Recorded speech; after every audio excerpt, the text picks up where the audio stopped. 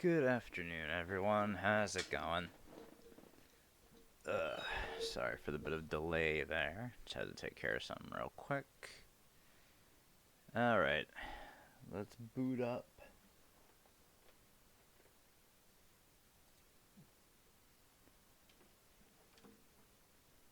Hey, Dorcas. How's it going? Alright, let's hope we aren't too far away from the story lock. Watch, I'm gonna have like most of this fucking route before we get to the story lock. That'd be hilarious. What the hell? Okay, we're lagging again. No, before it gets too bad.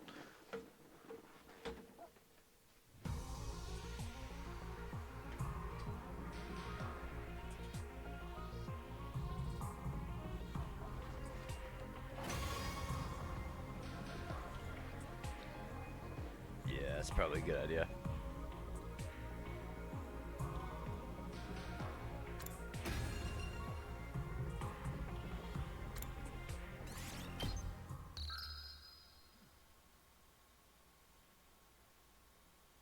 Alright, so I believe we ended off on a free time. Yeah, right before the battle with Eva. So, let's make a gift, I guess. Trying to think if I want to give something to.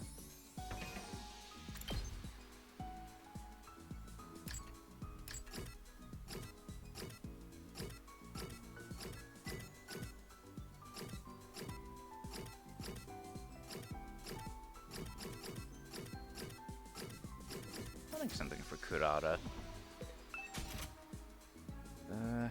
Let me actually open up the gift thing, because I've never actually given Kurata anything before, I think.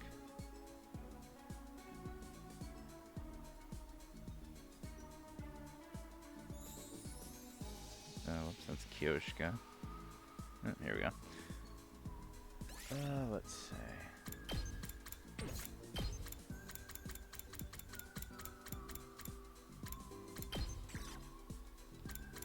There we go.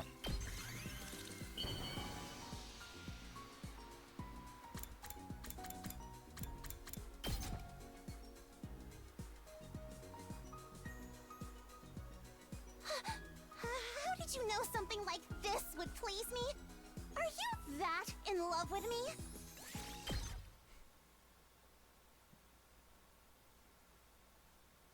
Immediately after the nighttime announcement, the alarm sounded. Intruder alert. Defense mode.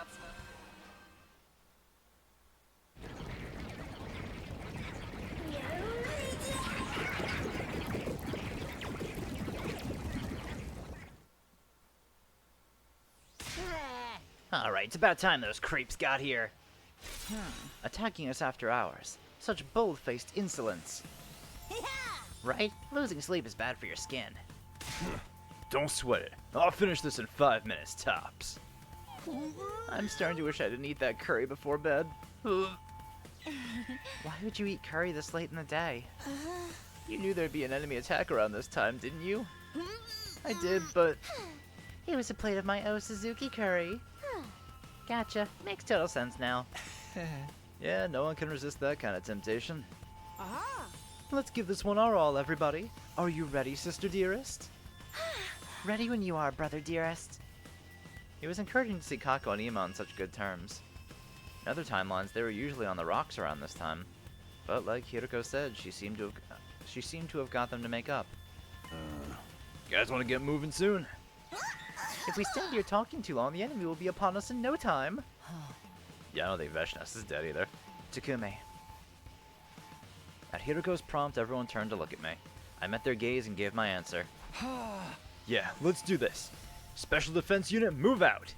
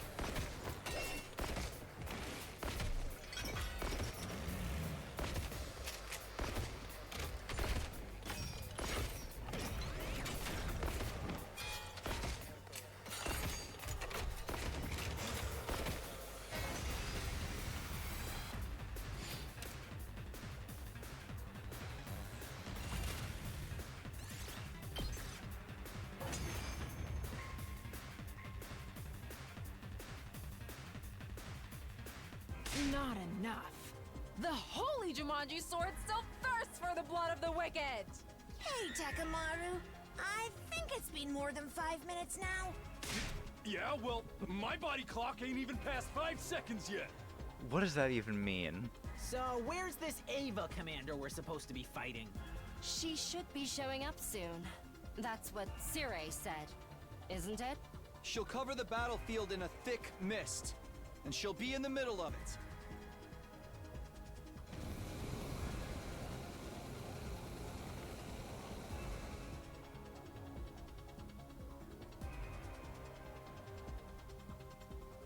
Is this that mist we were warned about?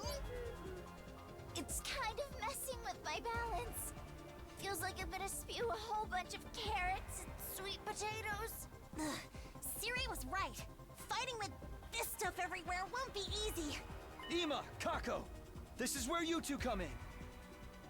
It's always how we've won this battle in other timelines. Your skills complement each other perfectly. If you can work together. Say no more. My dear brother and I just have to... Show everyone how strong our sibling love really is! Twins smiled at each other and nodded. Right. Go for it! Wow. Man, Hideko really worked wonders with those two, huh?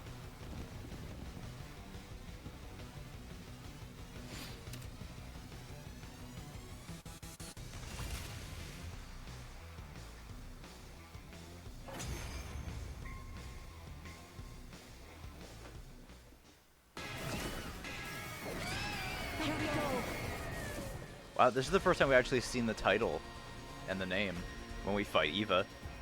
All right, the mist's gone. I can see everything. Look, over there! Is that? Yes, that's the commander we'll be facing this time. That's Ava! Enough yapping! Just hurry up and take her down! You can do it, everybody! Special Defense Unit! Rah, rah, rah! Yeah, true.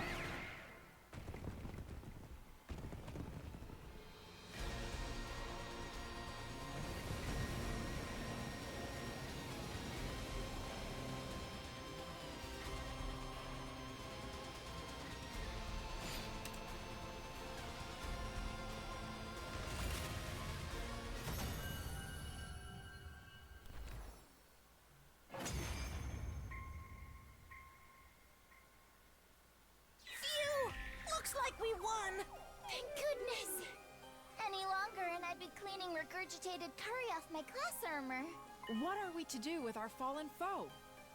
Everyone turned to look at Eva. Please, don't kill me. My name is... Ava, the paragon of nature, right? We know that already. What? How? We've got sources of our own. I see. Well, at any rate, I beg of you, please, spare my life. Eva brought her hand up to her mask, and in a swift, smooth movement took it off. The boys all let out a gasp. Possibly as a response to that, Moko was the first to speak. I say we kill her. What? I agree. Yeah, let's rip out her entrails. Now you mention it. My neck's been feeling awfully cold lately. Yagamo, You want to wear intestines as a scarf? you know, that's pretty on brand for him. Sorry, but I'm with them. She has to die. You too, Tsubasa? I hate to say this, but I think so too. Even Nozomi? Even you, Nozomi? If we let her live, you can bet it'll mean trouble later down the line. No matter how nice she may look, she's still What the our fuck is enemy. going on with everyone? Kinda sucks, but that's just how it's gotta be. Well said. Yeah, you're right. What's going on? They all want to kill her? I'm sorry, Takumi. It looks like we'll have to finish her off after all. No. Please, no! Don't kill me! Let me live. I beg of you. Please don't kill me! Please don't kill me! Please, don't kill me.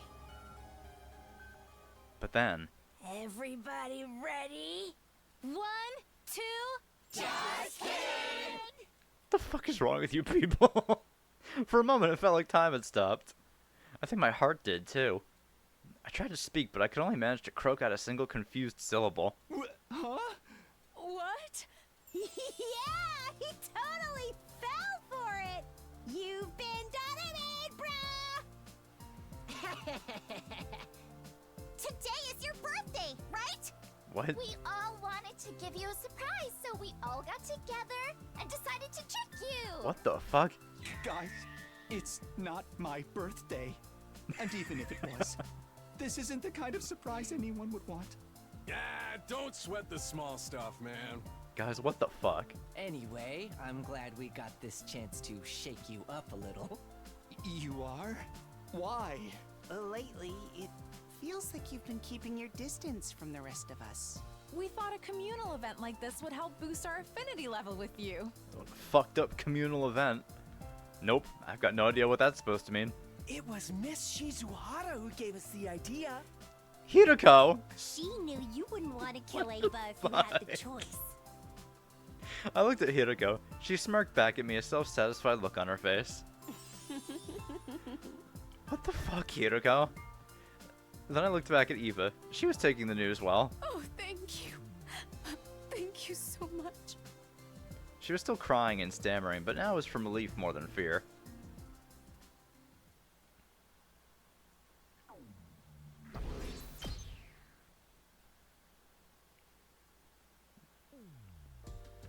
After the battle, Eva was officially taken prisoner and detained in the courtyard. She obviously had no way of knowing how Eito escaped those cages, so there wouldn't be any problem with keeping her in one. Hey Baraka, good afternoon to you too. It was late, so we didn't have any kind of post-battle celebration. Everyone seemed pretty happy though, both with their victory and with how successfully they'd pranked me. They all went back to their rooms with smiles on their faces. That just left me and Hiroko. She was still smiling that same infuriating smile. I can tell you're dying to ask, so I won't beat around the bush. This whole thing was my idea, just like Ima and Kako said. I genuinely did agree with you that we should spare Eva. So I took the opportunity to convince everyone of that, while also setting up the surprise. Were Sirei and Nigo in on this too? Of course. At first they were opposed to letting her live. But then I gave them some tips on how to improve their Dolmenic cognitive reconstruction therapy. So she's still going to be brainwashed. With this new and improved version, the brainwashing won't come undone, provided she isn't subjected to any powerful shocks. Eva will remain our loyal ally right up to day 100. Once they heard that, they agreed to it readily enough. Why did you do it? Do what? Why did you set up this cruel surprise in the first place? You really haven't realized, have you?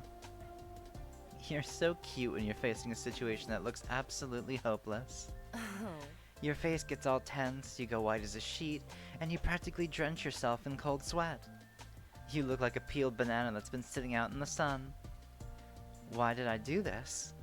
It's really nothing special. I just wanted to see that look on your face.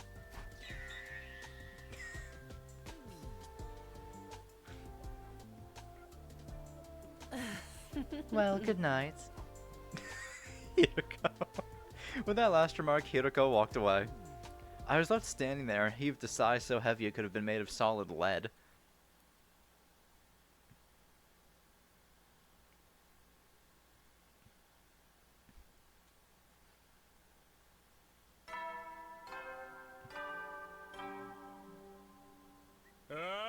Get ready, prepare, just be ready to give your...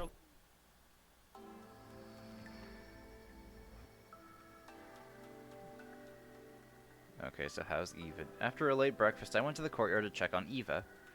But when I got there...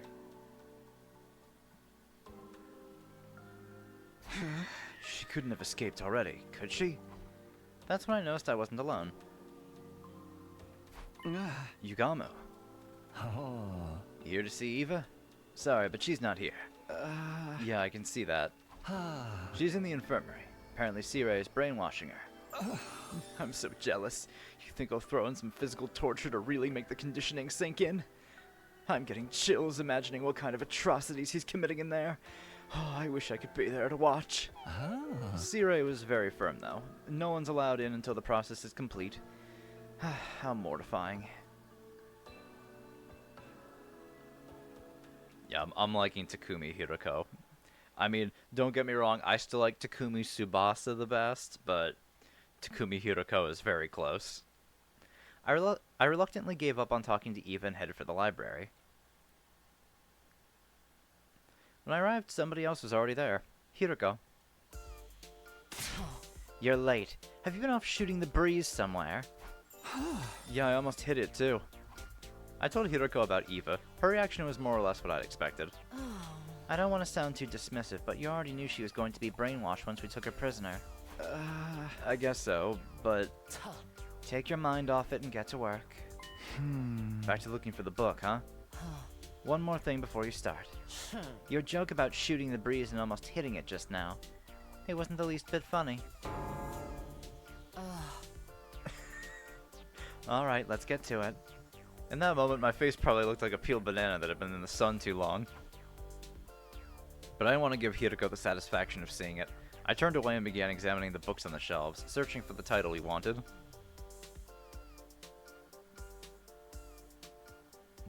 Hours went by, but we still failed to turn up Reflections on Impracticori Metempsychosis. I don't know why that word always throws me off. Don't get discouraged. We've still only searched 40% of what's here. So we're not even halfway? That's depressing. No, it means we still have hope. If we'd searched everything and still hadn't found it, that would be depressing. I admire your optimism. While I sighed in exhaustion, Hiroko tapped her glasses by her temple. It's almost evening. Let's call it a day here. Huh? Already? Don't forget what Shoma said yesterday. Lately, it feels like you've been keeping your distance from the rest of us. As our captain, you need to maintain a good relationship with all your team members. That's true. So you want me to use this time to go hang out with someone? Hiroko nodded. I'll go crazy if I have to spend the whole day in here. I'm going to go somewhere else for a while, so you may as well take a break too.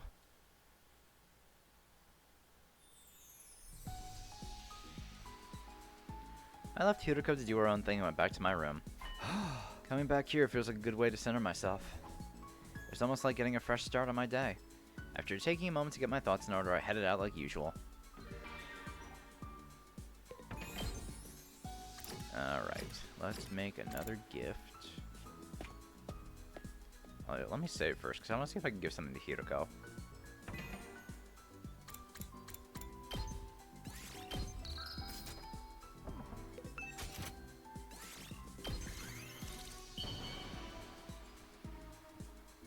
Oh, I can. Yeah, max out her bond. For me? I was 1 point off! Remember my ambition to be a doctor I mentioned before? There's actually something else I want from my future. I want children. Oh. I don't dislike them after all. And besides, excellent genes like mine deserve to be passed on. Marriage is not part of the plan. I wouldn't mind having multiple partners. The problem is actually raising the children. I cannot simply entrust them to babysitters all the time. Takumi, you love taking care of people. Let me know if you ever decide being a stay-at-home parent sounds like something you would want to do. I'd be willing to make you one of my partners. But be aware, it will not be an easy task. I intend to give birth to as many children as possible.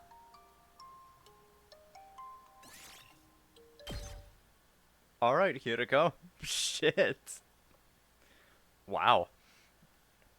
Evening came and went. On my way back to my room after dinner, I happened to see Hiroko in the hallway. She didn't notice me and kept on walking until she reached the door to the gym. She opened it and went inside. What could she be doing in there? Curious, I followed her.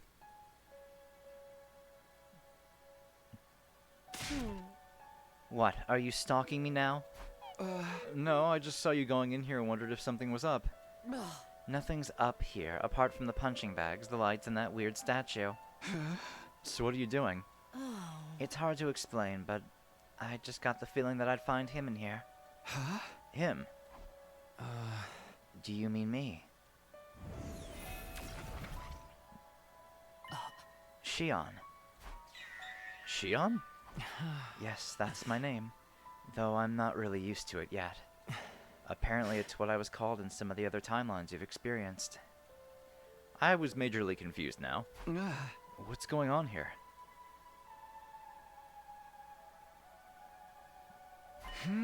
Okay, so you two have met before, and Hiroko told you about being called Shion. Both of them nodded. But all of this is news to me. Why don't I know about any timelines where you've been given that name? You probably just don't remember them yet, unless you're going to experience them later. Shion. I did have a vague feeling like I'd heard it before somewhere. I told him everything else about us too. Time loop and parallel leaping included. You don't need to hold back around me. Ask me about anything. I'll do my best to help. I thought for a moment. Was there anything? I know this is a long shot, but do you have any idea how we can get out of the loop? Sorry, I don't know anything about that. I agree that the time loop was probably caused by your specialist skills, but that's all I can say for sure. How about the metempsychosis book? The one the old man in the other timeline told you about. I've never heard of it. I see.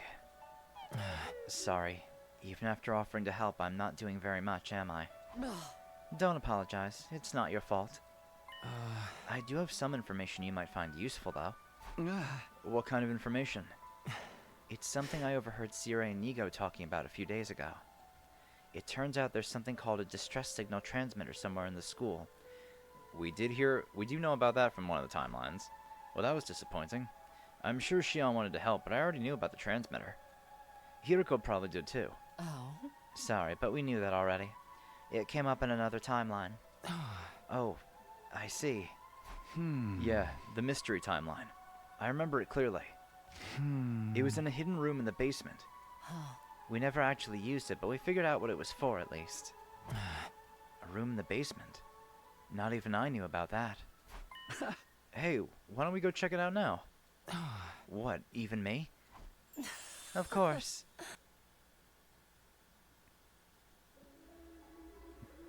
We arrived at the stairway, ducked underneath it, and touched the wall.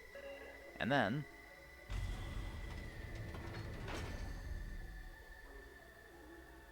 Wow. I had no idea this was here. It's not exactly easy to notice. Come on, let's go.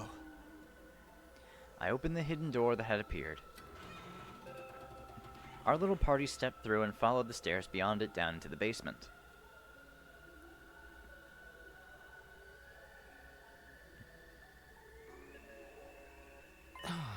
So this is the distress signal transmitter. Do you know what it's for, Shion? I think so. Based on what Sirei and Nigo said anyway. Tell us, just in case. It's worth checking if it lines up with what we know. Alright. But there's some specialized terms involved that I'd like to clarify first. The school we're in now, Last Defense Academy, is also referred to as the first campus, or number 1. And second to Last Defense Academy is the second campus, or number 2. Likewise, the members of the Special Defense Unit who started out here are sometimes called Team 1, while Nozomi, Moko, and the others are Team 2. I remember hearing something like that before. Was that in the mystery timeline as well? I tried to remember while I listened to Shion's explanation. It was more or less what I'd expected. The distress signal transmitter was put here in the event all but one member of Team 1 dying. No matter how strong they were, a single fighter wouldn't be able to win this war on their own. Instead, they'd be extracted and put on standby while the people in charge put together a fresh team for a new attempt. Once the correct series of codes had been entered into the transmitter, it would, well, transmit a distress signal. If the artificial satellite were to receive it, they'd send a rescue craft to the school. The survivor would get on board and be taken back to the satellite. Also, the rescue craft has a maximum weight capacity of 2 tons. Siri said the rest of the unit's bodies can be put on board to prevent them from falling into enemy hands. Huh? Huh, that's the first I've heard about that. Huh. Sounds like you might have some new information for us after all. Go on, Xion. Xion nodded and continued. When a member of the Special Defense Unit dies and loses all their cryptoglobin, they enter a state known as total death. After entering total death, something called a livor mortis code appears on their back. To send the distress signal, the survivor needs to input 9 codes, one for each member of Team 1 besides themselves. That's their way of proving everyone else is dead. Then the distress signal is sent and the extraction is authorized. I am guessing the two teams were never meant to come together like we have here. Only the livor mortis codes from Team 1 are required to send the signal. I thought so. Oh? Was there anything else? Yes, if the codes entered are incorrect, everyone in the room will be killed. Poison gas will come out of those tanks over there. It's a terrifying toxic gas capable of melting any object into a soupy mess. Siri and Nigo said that gas masks or protective clothing won't do anything to stop it. Huh? That's all I know. Did I tell you anything new? Hiroko and I shook our heads. It's more or less the same as what we already know. Apart from the rescue craft's maximum capacity. So I wasn't very useful after all. That's not true. Yeah, it's enough that you reminded us that this place exists. Really? Well, that's good. Xion looked a little happier after hearing that. I'm sorry I have to go. I've stayed out longer than I should today. If I don't get back soon, my energy output will start to fall behind. Goodbye for now. With that, Xion faded away and disappeared.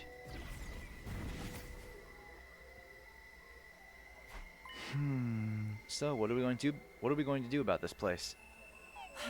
We should just leave it alone. It can only be used if all but one of us die, after all. Yeah, and that pretty much goes against what we're working towards here. Getting out of the loop and making it to day 100 with everyone still alive. That's our goal.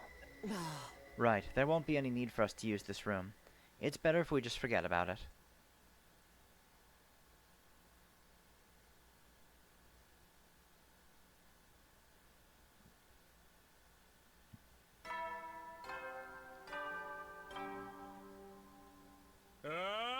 Get prepared. Be ready to give your...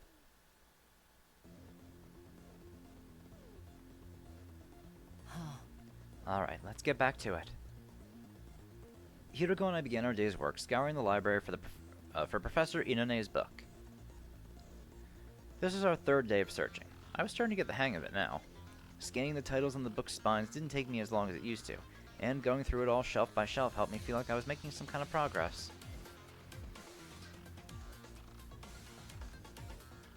Unfortunately,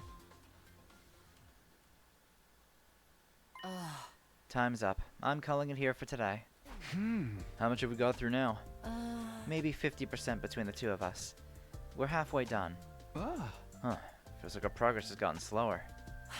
Maybe it's because you've been spending too much time absorbed in the salacious literary culture of yesteryear. Hey! I have not. You're the one who's been taking breaks to read. So you saw that. Are you even looking for this book? Of course I am. There's nothing wrong with taking a little time off now and then. Hiroko.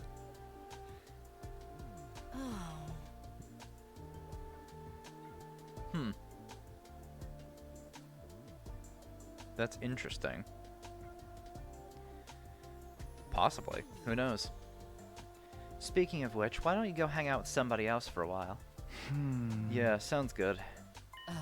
One more thing. Can you meet me behind the school tonight? I have something I need to discuss with you. Alright, we're talking with her again tonight. As I headed back to my room, I wonder what Hiroko wanted to talk about that she couldn't bring up in the library. I shouldn't get too hung up on it. I'll find out tonight anyway. I took a moment to get my thoughts in order, then went out to find something to do.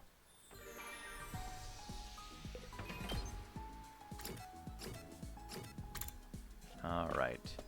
Gift for Kurara. Actually, I'm gonna work on someone else who I have a bond with already. You know what, let's work on Darumi's.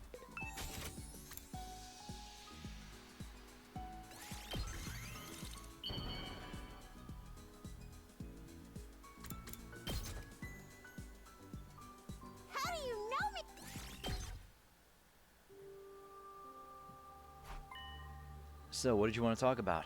Tuh. The blood space waves are going to surge tomorrow at 4:15 a.m. I want to do another leap. Are we going to fix another broken version of me? Huh? You know, a me with Gi data in his brain. Takumi G, if you want to give him a weird codename. Oh? What in the world are you babbling about? Takumi G's only exist in the Killer Zombie and Hunt Mystery timelines. I treated the Hunt Mystery version yesterday at midnight on day 5.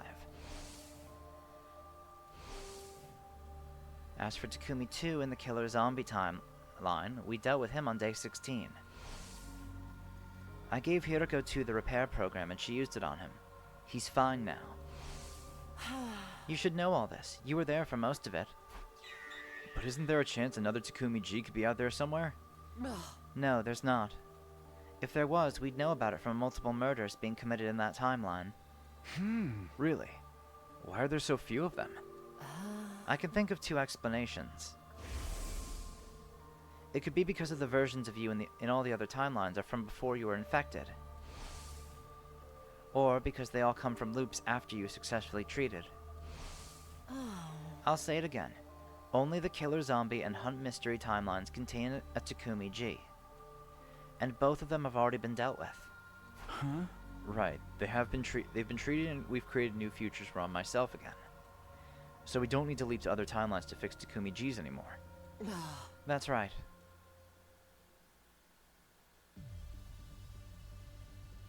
As usual, we change locations before continuing our conversation.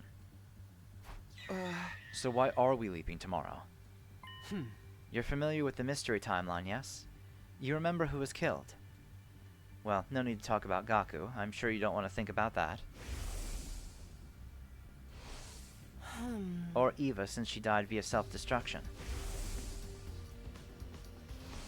Oh? But who else died in the mystery timeline? Kako, Shoma, Moko and Tsubasa, and finally Kurata. 5 victims in all. Tuh. So who was responsible for those 5 murders? It wasn't you, that much is clear. They all died after you were treated. I nodded and thought about it. It turned out that Shoma killed Kako. And then Eva killed Shoma. But they both said they didn't really want to kill anyone. They were just following orders from someone called X. That person was probably the mastermind behind the other murders as well. In other words, X is the one responsible, indirectly or otherwise. Yeah. The second murder occurred early on day 27. Today's only day 23, so we still have a chance to save Kako.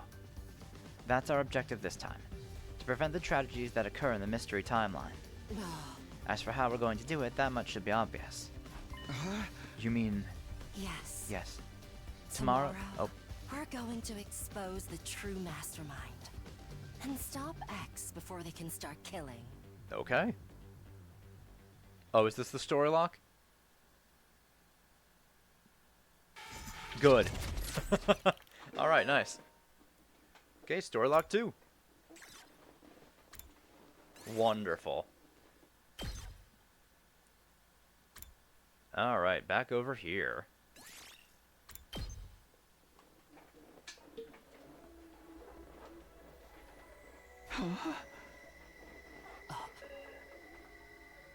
Okay, so we can skip all of this because this is just the... Yeah, and there's Kurato's dead body. Wait. We have to take her to the... Don't bother. So... You have eyes? This is... I know, because I've seen her face... On that note... Oh yeah, I forgot. We could just skip right up until the... lock here.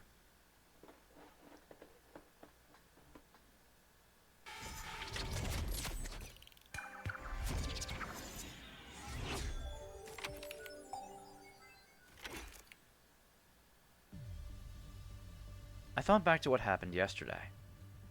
After Hiroko and I found that secret basement room, we ran to the roof and told everyone about it.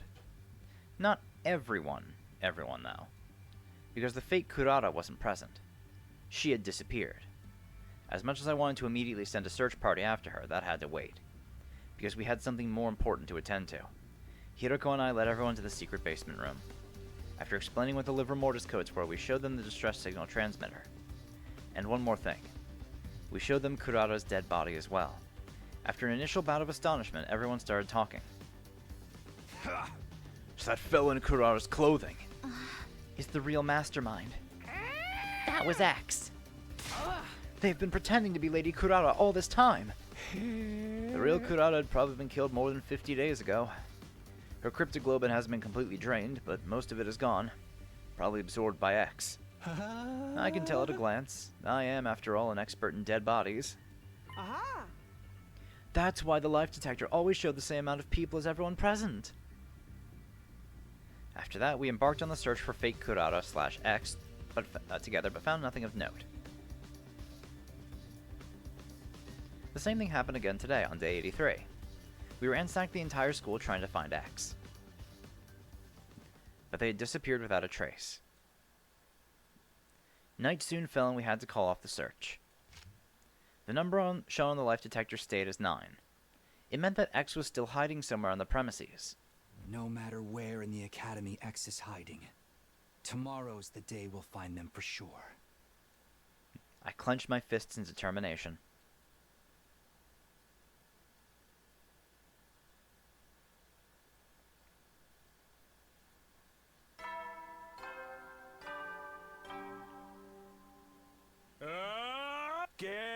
Prepared. Be ready to give your...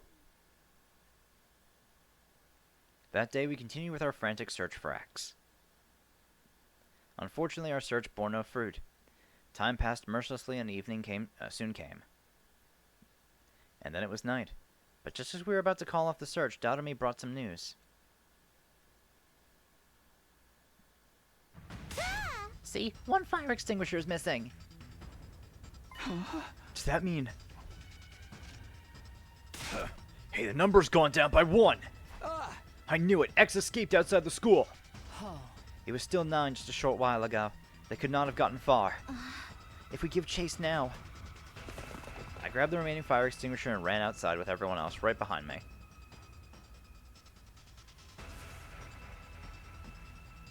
We cut through the wall of fire and went out into the city ruins. In the distance, we could see the outline of someone running away. That has to be X! We immediately gave chase.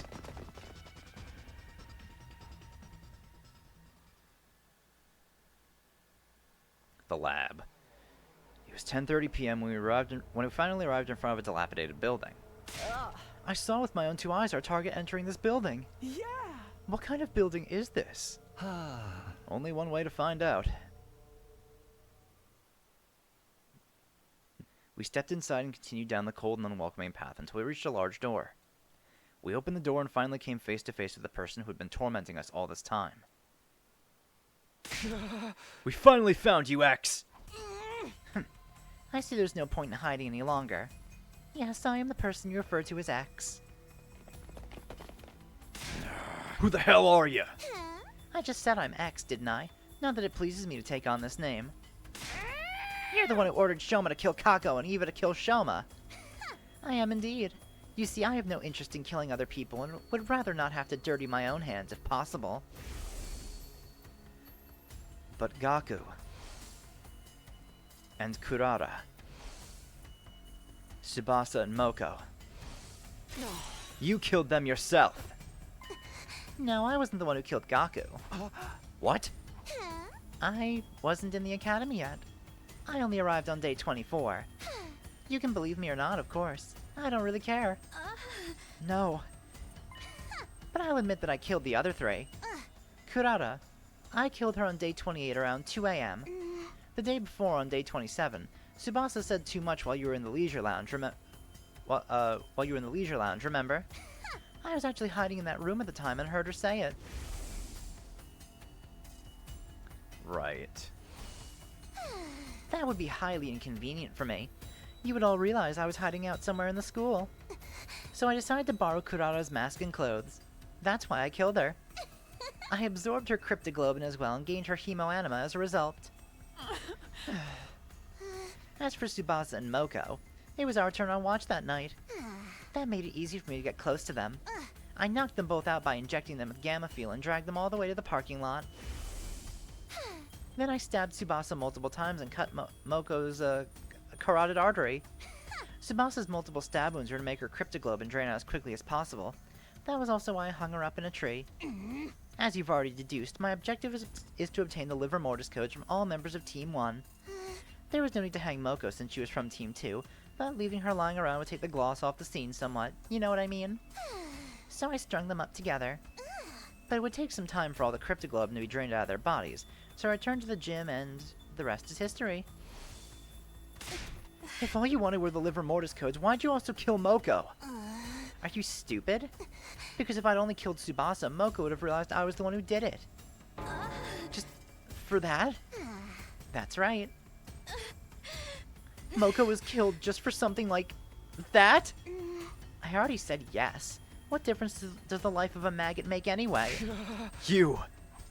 By that point, I lost all sense of reason. In the frenzy of the moment, I charged at full speed toward X. But the moment I took my first step... As you can see, this is a grenade gun. It's loaded with a grenade imbued with the energy of undying flames. Once it hits, the grenade will instantly burn any organic matter within a 16-foot radius to a crisp.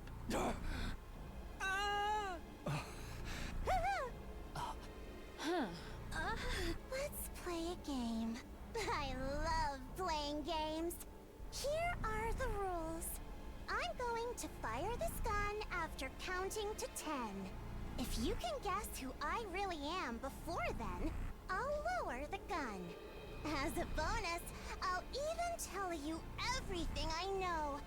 But if you guess wrong, it's game over for you. Because I'll shoot the person who gave the wrong answer. Alright, let's play. 10, 9, 8. My head was spinning. Think, Takumi, think. Who could X be? 7, 6, 5. X said they came to the academy on day 24. That's the biggest clue they've given. Someone who had arrived on day 24. 4, 3, 2. I know the answer. I should know it. X is... The real identity of X is... 1. Well, the true identity of X is... someone who disappeared that we have never accounted for in any timeline. Because there was one part of the Box of Calamity timeline where someone disappeared and we never heard from them again. So who could that possibly be?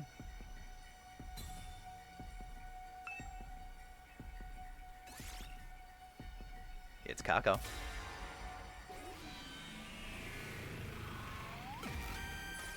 The Gi-infected Kako from the Box of Calamity timeline. I knew you had it in you. X put both hands on their mask and quietly removed it. The hell? How? Why? You... Kako. But Lady Kako was...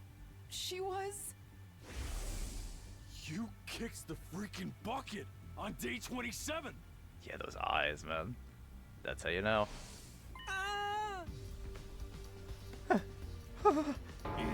Sister dearest. My dear sister.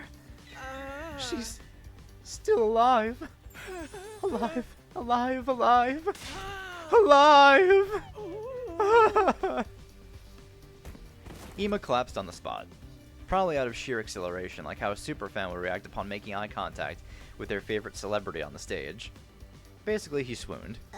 You guys think maybe she had another twin besides Ima? An identical one? Or a clone of some sort? Hey! No, none of those. Huh? She came from another timeline using the PLM. Timeline? PLM? I'll explain later.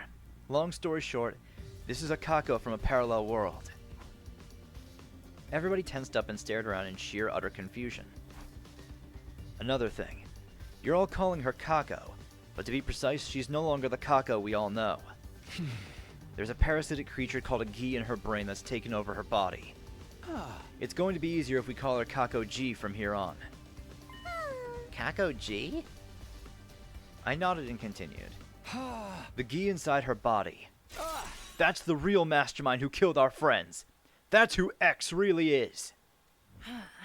You're absolutely right. I have nothing to add or subtract from your explanation. You said you'd tell us everything if we got your identity right. I did say that, didn't I? Good, because I have some questions for you. Go ahead.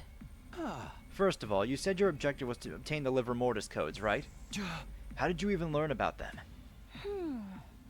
From Xion in the Box of Calamity timeline. It was before I got banished to this world. That's also where I learned about the distress signal transmitter. So your ultimate objective is to summon the rescue craft? That's right.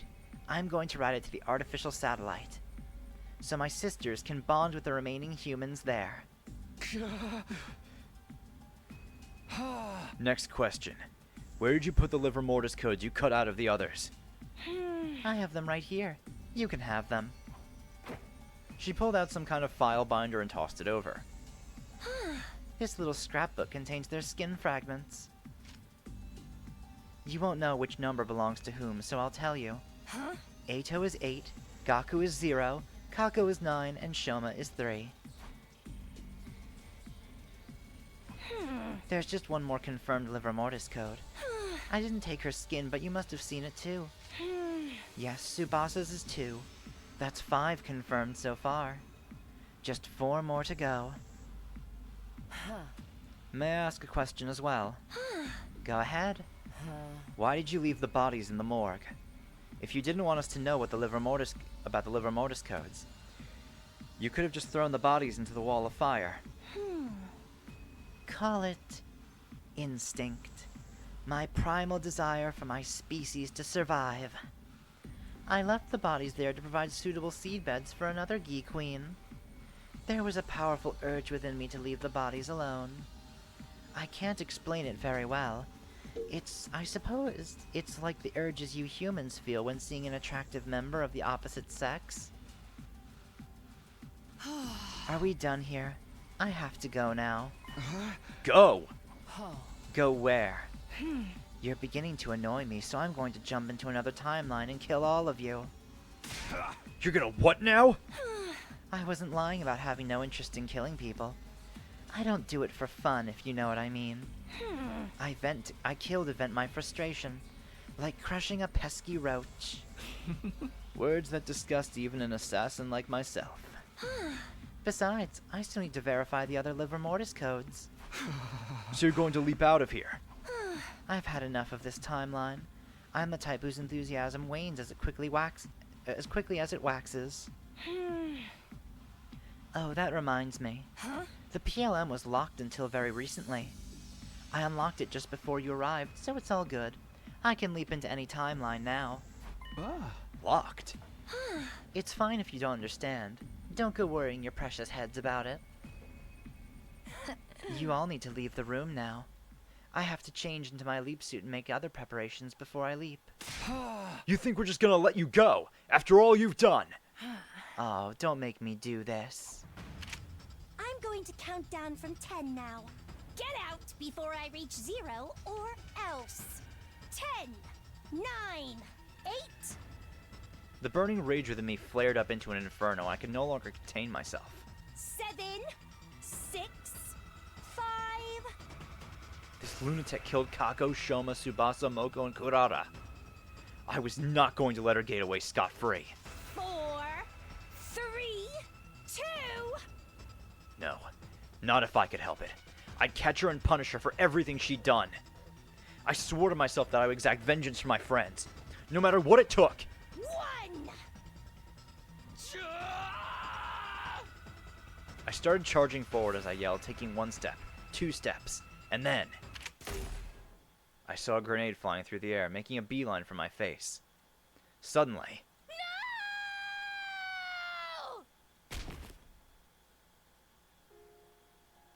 uh-oh. Oh, Nozomi, no. What? What just happened? This can't be real. Nozomi. She's trying to protect me? No. Don't do this, Nozomi. Get away! Please! Get out of the way! I'm begging you! Nozomi! Nozomi! Nozomi! Nozomi!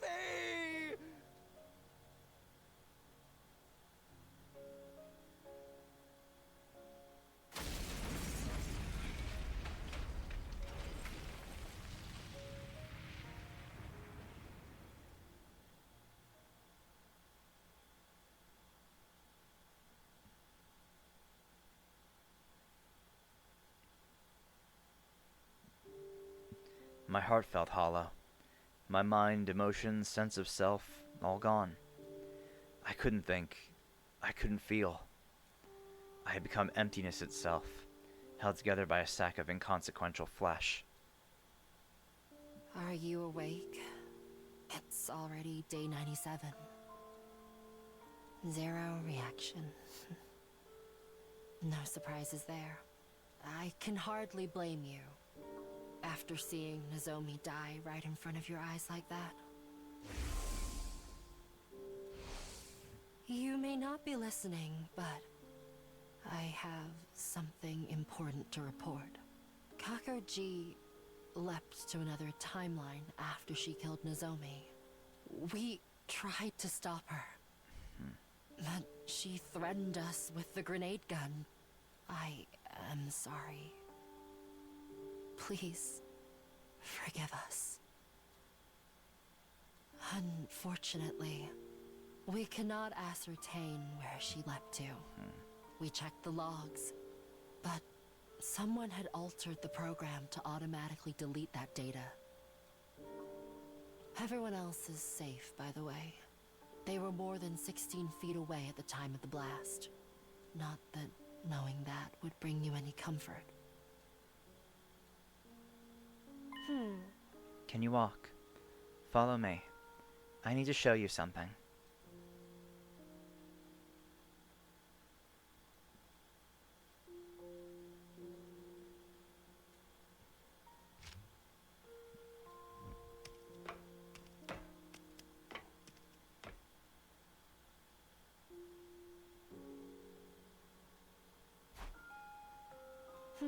Doesn't this surprise you?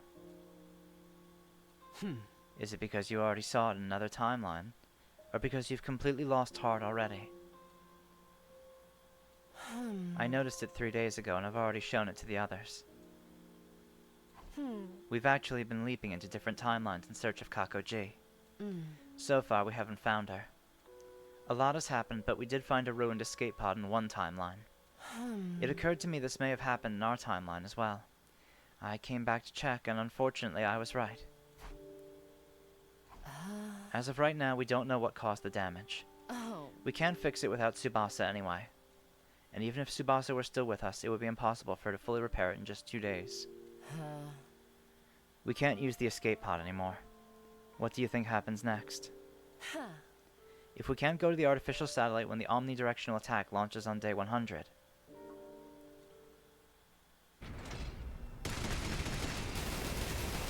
yeah, we all die.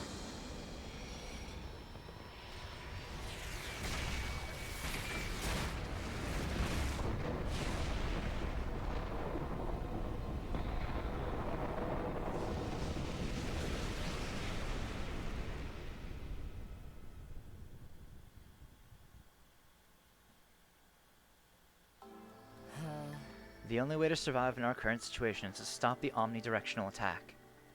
For that to happen... even Commune can't fix it in 2 days, man.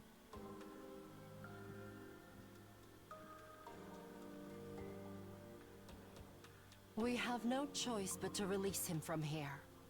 And by doing so, sentence him to certain death. Who would ever feel good about willingly sacrificing an infant to preserve their own lives? So, I've made my decision. You're going to leap, aren't you? Huh? You'll leap to another timeline. You want to find a way to save the baby somehow. Isn't that right? Hiroko fell silent for a while before answering. You're not wrong. I intend to steal a device called the Baby Jar. To do that, I have to go to the Steady Fundamental timeline. Oh.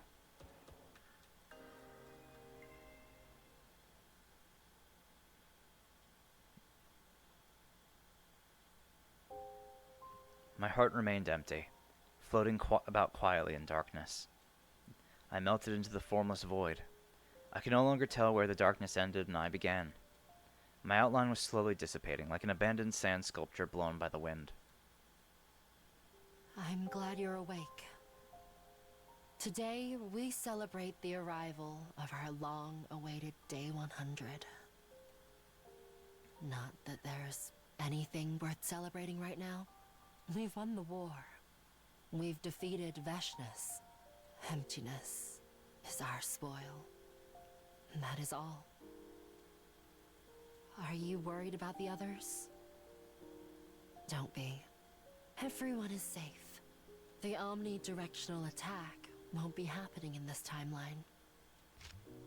As you can see, the missiles are no longer being charged. They won't be used to eliminate all life on this planet. Alright, I'm leaving now. Come join us on the roof as well, if you're feeling up to it.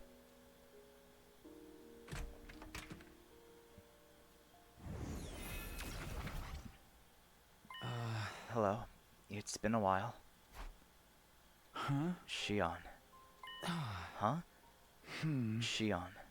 Huh? That's your name. Shion. Shion. Okay. It feels strangely right. You can manifest yourself now. Yes, thanks to your help. What's that? You solved the future case, didn't you? The flow of the malicious aura has been stopped. Thank you. I'm really grateful. I'll see you around.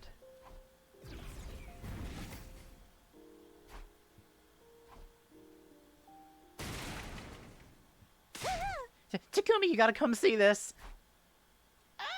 Will you quit with the morose character archetype already? Come on, this might actually cure you.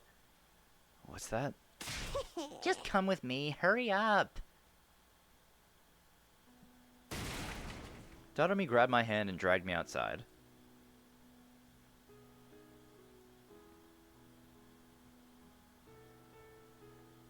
There stood the 6 other survivors.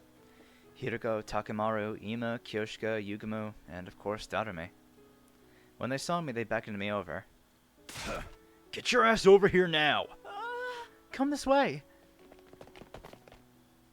I ran with the rest toward the fence and we glanced down at the schoolyard together, where we saw... What? No way. How? We can talk more in the schoolyard. Run, everyone! Yeah!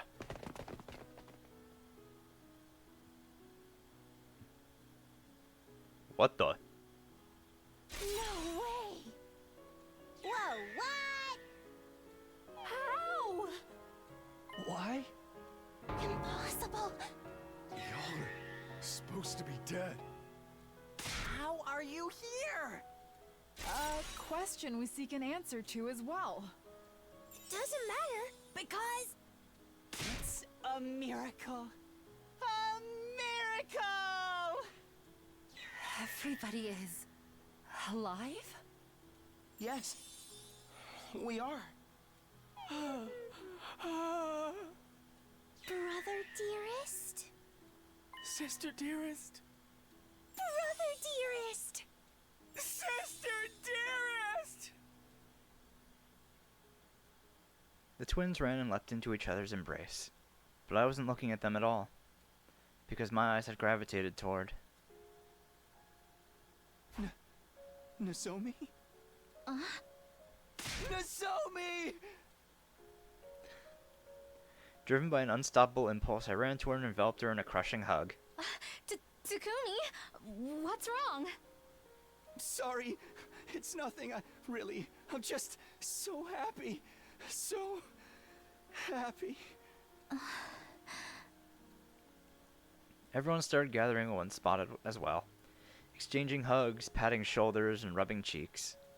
Shouts of joy filled the air amidst the occasional sobbing. In that moment, I suddenly felt like there was someone standing behind me. But when I turned around, there was no one.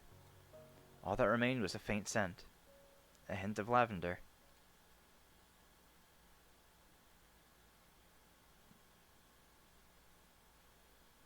We inadvertently ended up on the roof after that and stared at the distant landscape beyond the fence together. It's over. Huh. Yeah, and we all made it out unscathed, more or less. Why so unsure?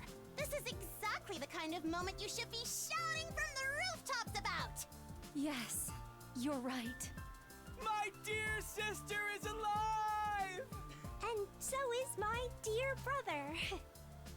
The baby's been saved. Yes. Right here with us. Everything turned out well. All thanks to you. Shion! When did you arrive? Am I not allowed to join you? Are you kidding? Of course you are! I'm just so happy everyone's alive. Right, Gaku? Yeah, absolutely! This is a day I shall never forget. Me too. I feel so light right now. Come on, Shoma, turn off the waterworks already. But I'm just so...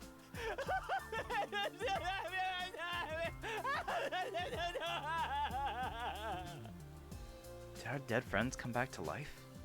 While on the way to the roof, we asked them about this. Apparently, they had left here from another timeline, so it wasn't like those who died in this timeline had gotten revived. That gave me mixed feelings. The Eito, Gaku, Kako, Shoma, Eva, Tsubasa, Moko, and Kurara and Nozomi who are with us right now.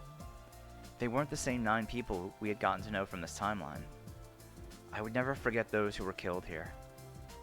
The pain of losing them would live on forever in my heart. But it was just like Kurara said. Right now was the time for us to go all out and celebrate the fact that everyone was still alive. I didn't want to think about how the Shoma and Eva of this timeline ended up becoming murderers. The only thing I regret is not being able to capture Kakuji. Yeah, but it's only a matter of time before we do. And exact vengeance on her for everyone's deaths. Well said, Takumi. We continued staring into the distance together for some time after that. Reflected in each of our eyes were the purple flames and the boundless eternal future that stretched out ahead of us. So I guess there was an alternate timeline where everyone who survived here died, and that's where the others came from. Huh. Well, that's a nice little ending, aside from Kakoji getting away, but yeah. Visitors from day 100. Alright. So that means it's time to go back.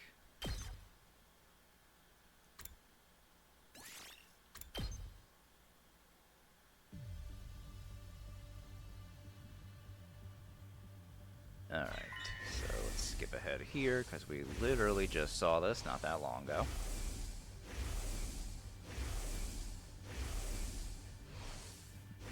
Yeah, Hiroko did steal the baby jar from here. So I guess we'll have to see what happens in this one now.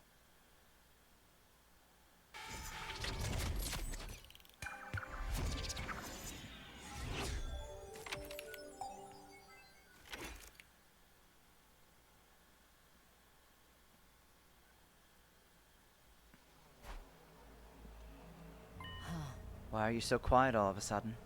Feels like your mind's somewhere else. Yeah, the thing is...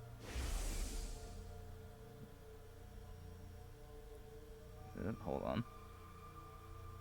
Since we're back here, let me go back to there.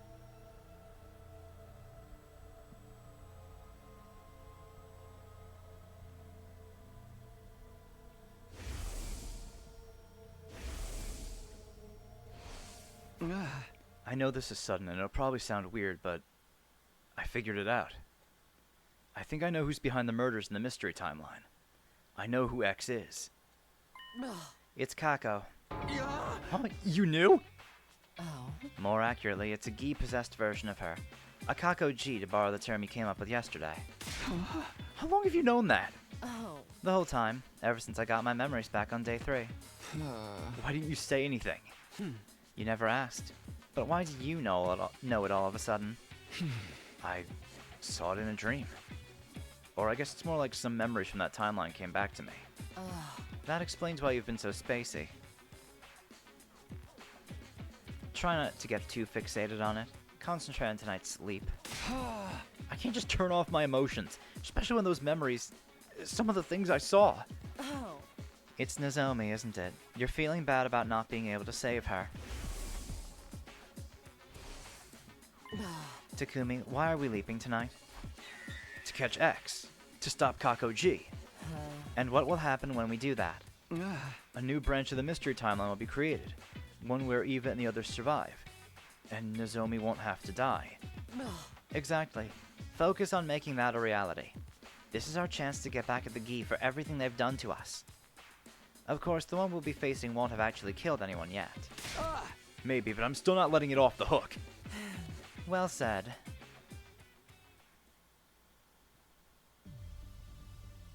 It was 4:13 a.m. The two of us had already put on our leap suits. Hiroko was adjusting the machine settings. I decided to ask her a few things just to make sure everything was clear. So we're leaping to the Hunt Mystery timeline. No, there's no Kako G there at this point. Oh, right. The Gi-possessed Kako isn't actually the mystery Kako. She came from another timeline. Or maybe I should say she was sent there.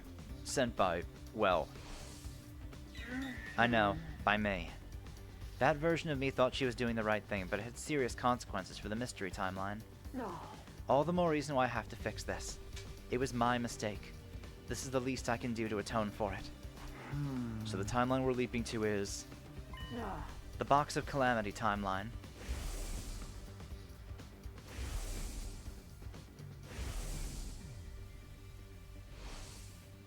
I looked at the time in my helmet window. It was 4:15 a.m. Hiroko and I locked eyes and nodded. Alright, let's go.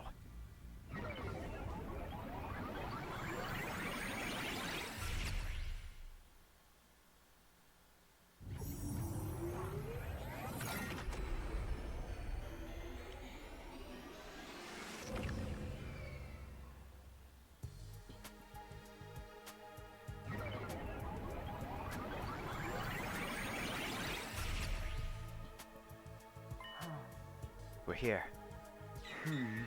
Yeah, I know I said this last time, but it barely feels like we went anywhere. That's just how it works. Get used to it. What's our plan for catching Kako G?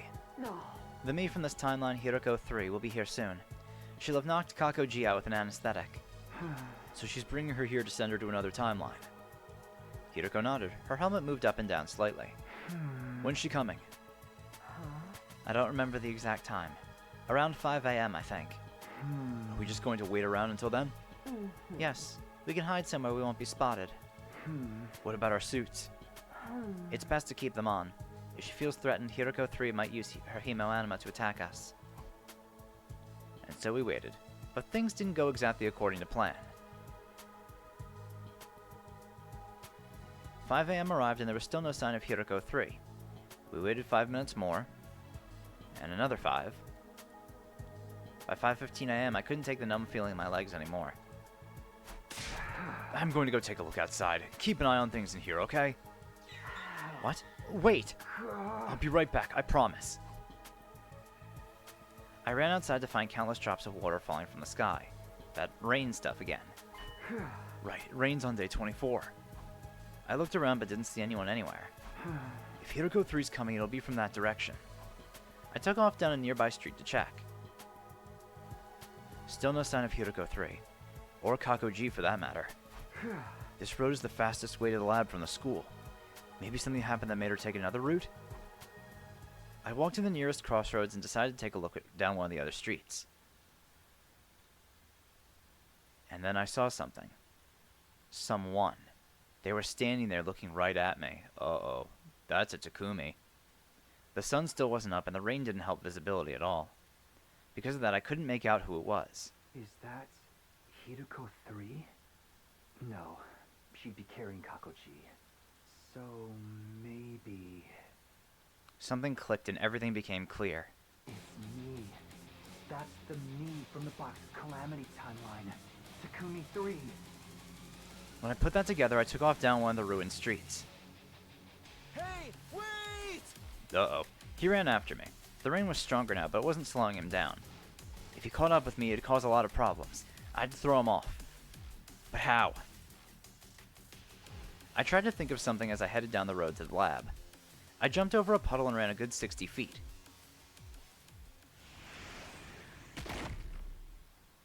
Then there was a dull thud behind me. I spun around to see what had happened. Lying there on the soaking wet sidewalk was Takumi 3. He wasn't moving. There was somebody else there, too. It must be Hideko. She stood over Takumi 3 and looked down at him. He looked up at her and croaked out a single word in a weak, faltering voice. Who? He never finished his question. The next moment, his eyes glazed over and he passed out. Right, I remember that.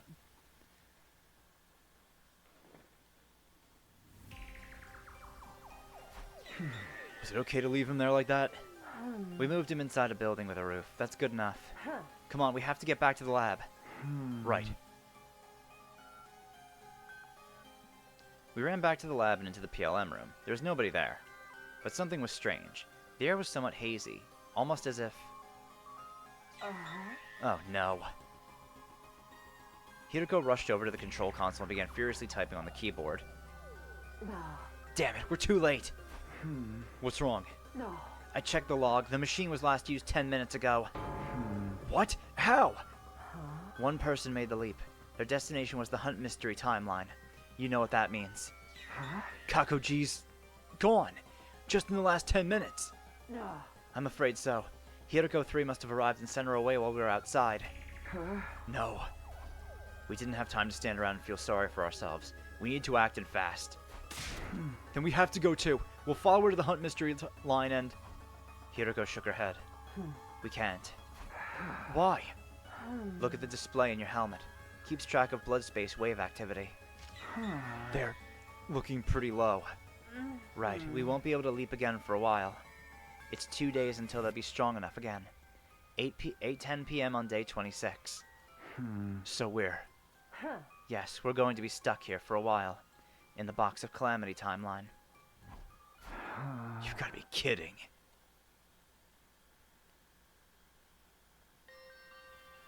Hideko and I discussed what we should do next. Eventually, we decided to carry Takumi 3 back to the school.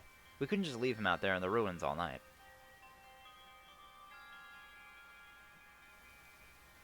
With Takumi 3 hoisted on my back, we made our way back to Last Defense Academy. The sun was coming up by the time we arrived. The morning announcement will be playing soon. We have to hurry. How about you help me with this guy, Ben? Excuse me? Me carry luggage? That's your job, servant. Again with the servant stuff. Just who do you think I am, anyway? My servant, of course. Was I not clear? Would you prefer lackey?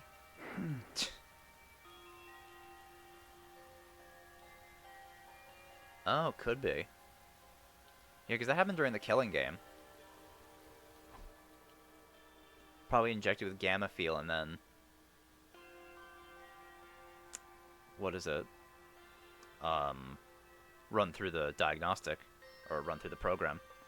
We took Takumi 3 back to his room and put him into bed. There. That should do it. No.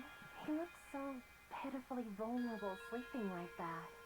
I wish we could stay to draw something on his face. Hideko. But we don't have the time. We have to leave before the others start waking up. Right. Let's get going.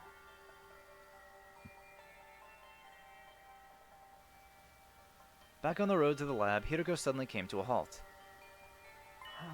You still don't have all your memories back yet, do you? Huh?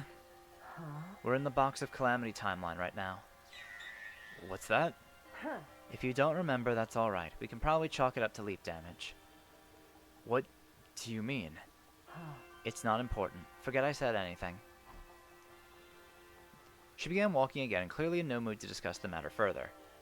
I watched in confusion as she strode further and further ahead of me. What had just happened?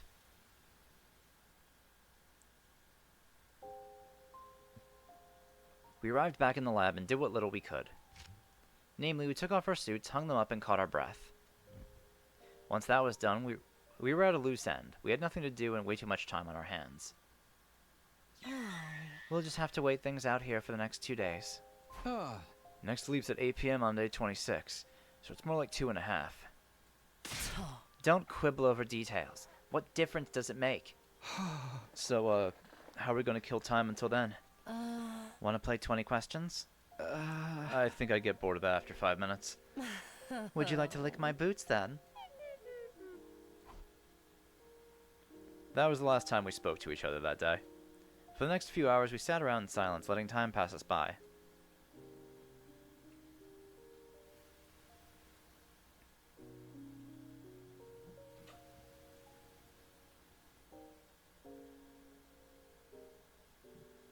Uh, 10 o'clock. I'm getting pretty hungry. Oh. Me too. Go find some food somewhere and cook it for me. Huh? Somewhere? Somewhere in the town ruins. Sometimes you find old canned food around. Why don't you go look for some yourself? I'm not the servant here. That was the last straw. This is all your fault, you know. What is? Hey! Us missing Kako G. I told you to wait here. The blood space waves were about to fade out. What was I supposed to do? I waited and waited and you still didn't come back, so I went outside to try to find you. When I saw Takumi 3 chasing you, I knew I had to do something, so I went around to him. I went around him and up into one of the buildings. He would have caught up to you if I hadn't knocked him out with that nice clean knee drop to the back of his head. Don't you get it? I did all of this to save you, and now you're saying it's all my fault? Hiroko's tear-eyed seemed to jog something loose in my mind.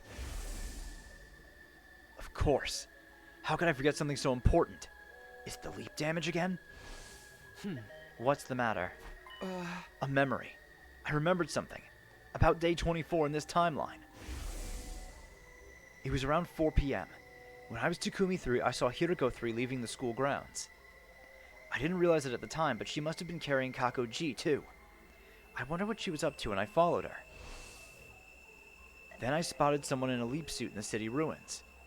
Of course, I didn't know what the suit was back then or who was inside it. But I do now. That was the me from the Steady Fundamental timeline. Takumi 1, the version of me I am now. I don't need to tell you the rest. Somebody hit me with a nice clean knee drop to the back of the head. That's weird, isn't it? Why is history repeating itself like this? The same thing happened in the Killer Zombie timeline.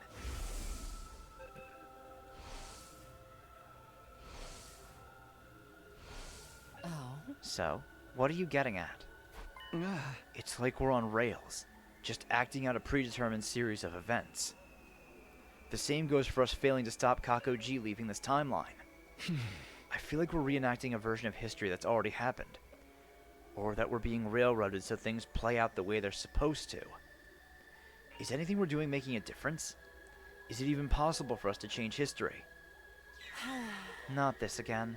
We've been over this already.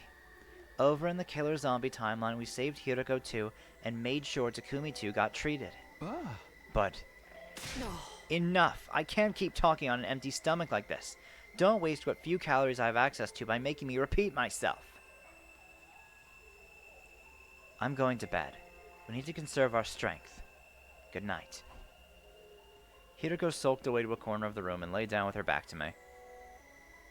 I stared at her for a while and thought about what she'd said. According to her, Hiroko 2 was killed by Takumi 2 in the Killer Zombie line on day 16. But I had no memory of that happening. I really only had her word for it. Was it true? Or could Hiroko have been lying to me? Suddenly, I became aware of a fragrance in the air. It felt familiar. Almost nostalgic. I knew that soothing floral aroma. It was the scent of lavender.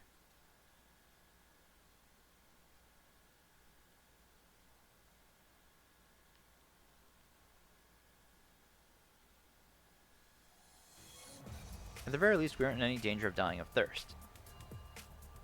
Rainwater had collected in the little hollows of the ruins around us, giving us enough to stay hydrated. Food was another matter. Last time we had anything to eat was 2 nights ago. I'm feeling dizzy. I think my blood sugar's getting low. Same here. We need to find something to eat soon. Hiroko and I split up to look for food, but in the end...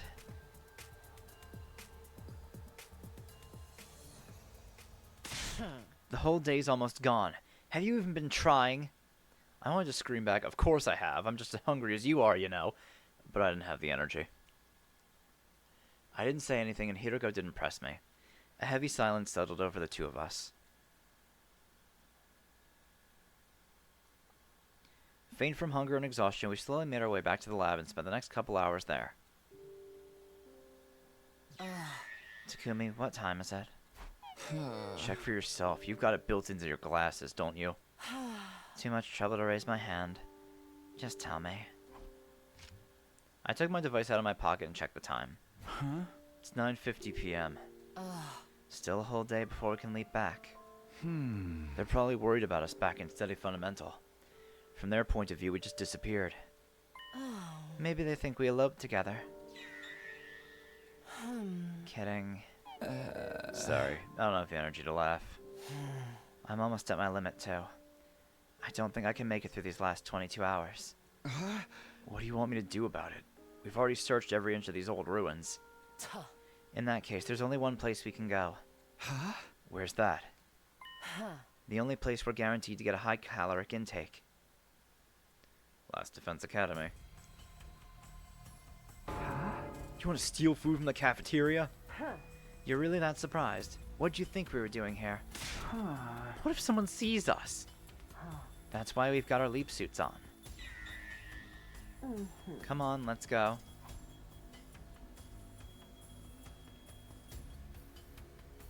We snuck along the hallway to the cafeteria and slipped inside, making as little noise as possible. Then we ransacked the place. We mostly took snacks and preserved food, stuff we wouldn't need to cook. Can't we just eat it here? And take off our helmets? We'd be royally screwed if anyone saw us.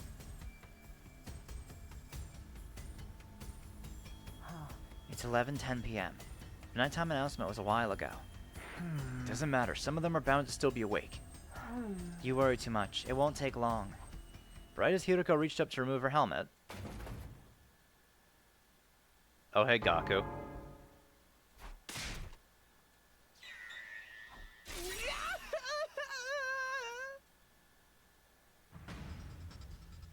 We took off running as fast as we could. Even in our panic trying to get away, a thought occurred to me.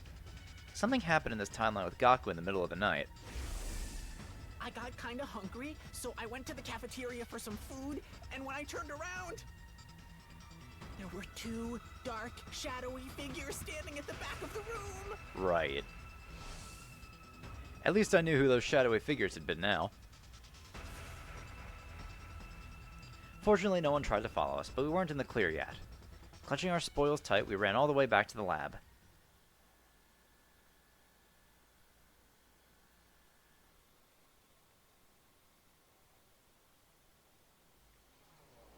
After we'd filled our bellies, Hiroko and I decided to take some well-earned rest. We spent most of day 26 lounging around like giant pandas. Yeah, who'd have thought? Before we knew it, the sun had gone down and night had fallen.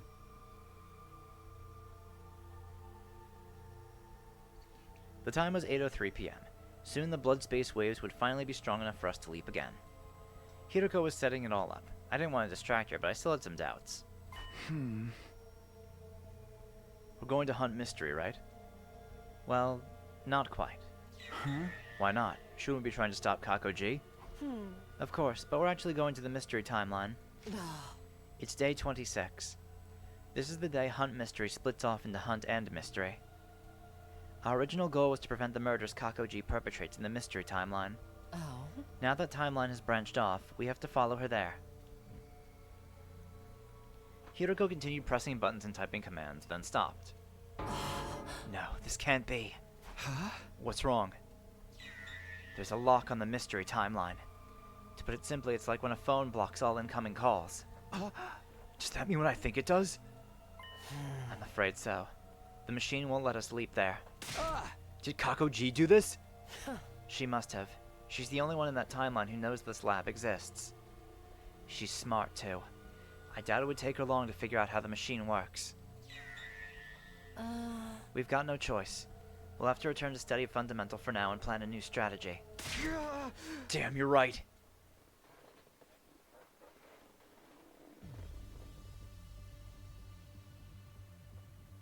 There was just 1 minute left until our leap. Everything was set up and ready to go. What are we going to tell everyone when we get back? How about we went out to explore the ruins early on day 24, got caught in the rain, and were laid up with a fever until now. A fever so bad we couldn't move for the last 2 days. Nobody's going to buy that. I'm open to suggestions. Excuses and cover stories are your forte, not mine. While we were talking, the time changed. It was 8:10 p.m. now. Okay, time to go home.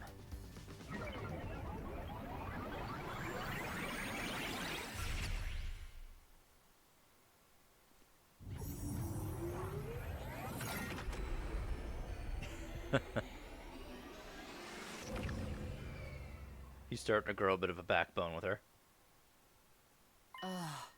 It's late. Let's wait until tomorrow to discuss the Kako G problem. Fine with me. I'm going back to my room.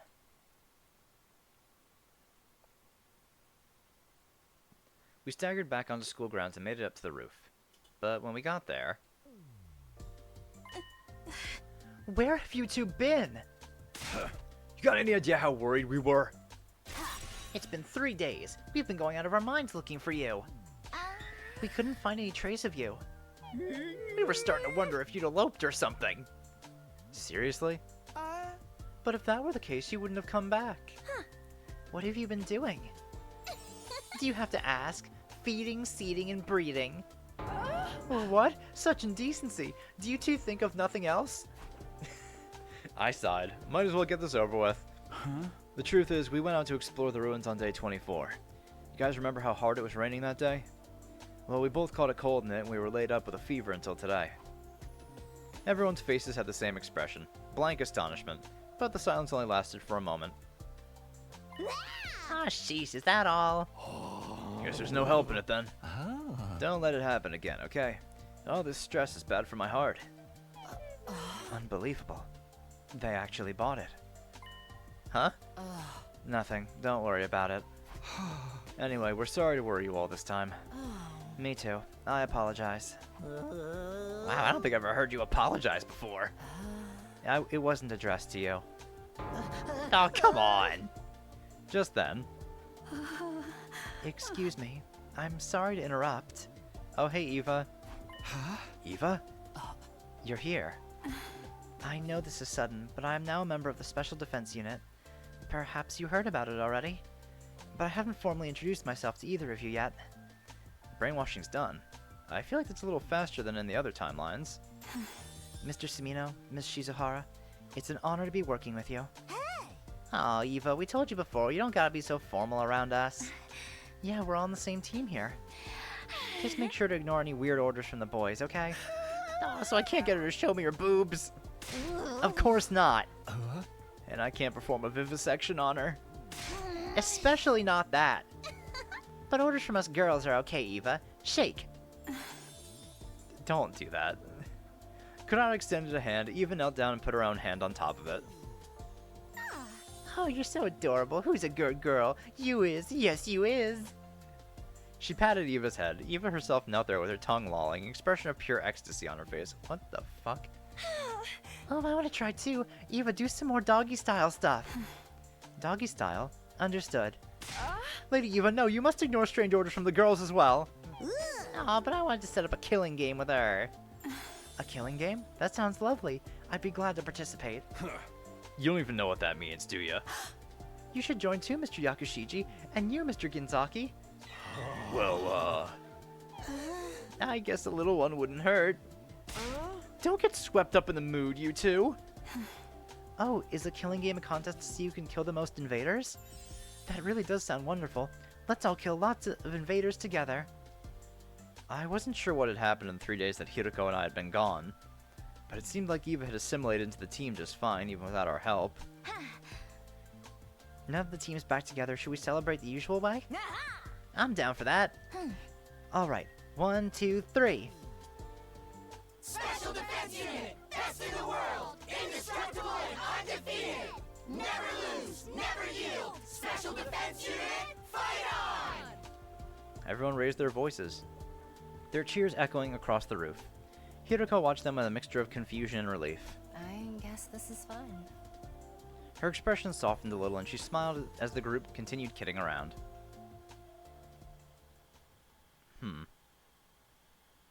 Yeah, I'm not really okay with it either.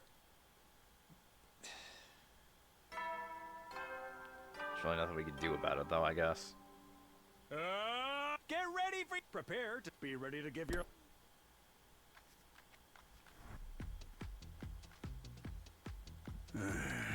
Samino, Shizuhara, I assume you know why you're here.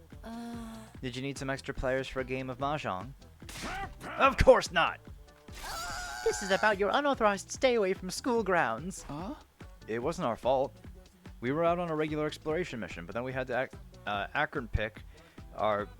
What the fuck are you talking about, Takumi? That's right. If we hadn't done that, the... Okay, yeah. They're saying words. I'm not even gonna attempt that. It's delicate work after all. In the end, it took us 3 whole days. Naturally, we were lying through our teeth. We were just making up a bunch of nonsense words we hoped sounded convincing. Oh, so it was just nonsense words. We had a little strategy meeting before we came here to get our story straight. It had the intended effect. Siri and Nigo were stunned into silence trying to make sense of the gibberish we'd bombarded them with. We were waiting for a full 30 seconds before they spoke again. So, what exactly is a dangle tool, whatchamacallit? And what does the beaver gash thing gummy have to do with it? Even if we tried to explain, you wouldn't understand. Suffice it to say, we had to deal with a certain phenomenon to prevent the entire Special Defense Unit from being wiped out. We knew about it thanks to our previous experiences in the time loop. It caused us no end of suffering in other timelines. So you're out there trying to save the rest of the team. And working at it solidly for 3 whole days. We both nodded, our faces completely serious. I don't know about this. It does sound a mite suspicious. Oh, so that's your attitude, is it? In that case, maybe we'll stop sharing information about the enemy with you. Are you okay with that? Your new and improved Dominic cognitive reconstruction therapy process was only made possible because of my advice, isn't that right? I suppose so. Thanks to that, we brainwashed Eva much faster than we were expecting. And it's so complete that we never have to worry about it coming undone. Provided she isn't subjected to a very powerful mental shock, that is. You see what I'm saying? Takumi and I are on your side. We always have the team's best interests in mind. That's how we've made it all the way to day 27 without a single member entering total death. Oh, fine, have it your way. If it'll help us win the war, anything goes. We'll do whatever you want. Well then. Yeah, you're off the hook. You're allowed to stay outside school grounds without prior notice. Just make sure you're here on battle days, alright?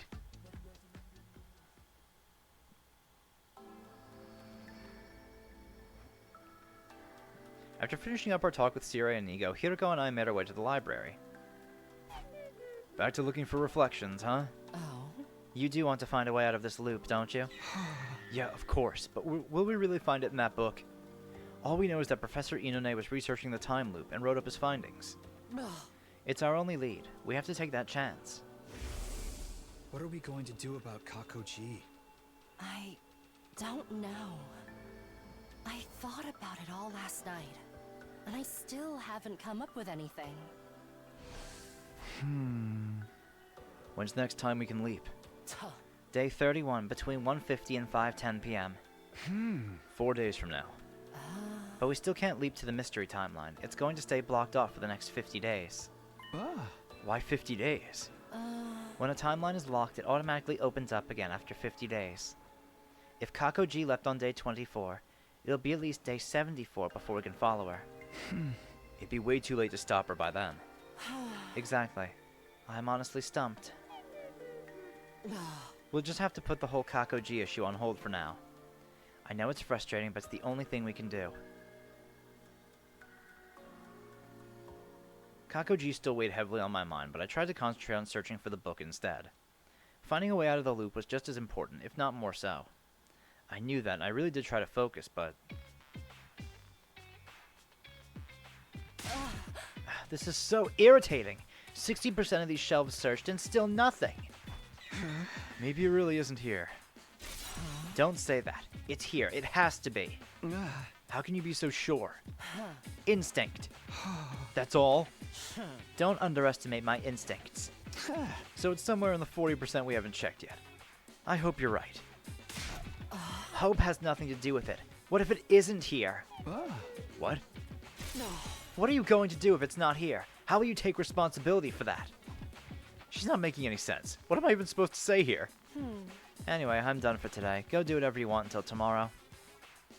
Having reached her limit, Hiroko stormed out, the clacking of her heels echoing down the halls as she went. What was that all about? Alright. I decided to ignore Hiroko's weird outburst for now. It was probably just the stress of the last few days getting to her. It'll be evening soon. After getting my thoughts in order, I headed out like usual. What should I do with the rest of my day? I know what we're doing. We're gonna go give a present to Darumi. I could also bond with Eva too. I think I have Eva at 1, right? Yeah, I have Eva at 1.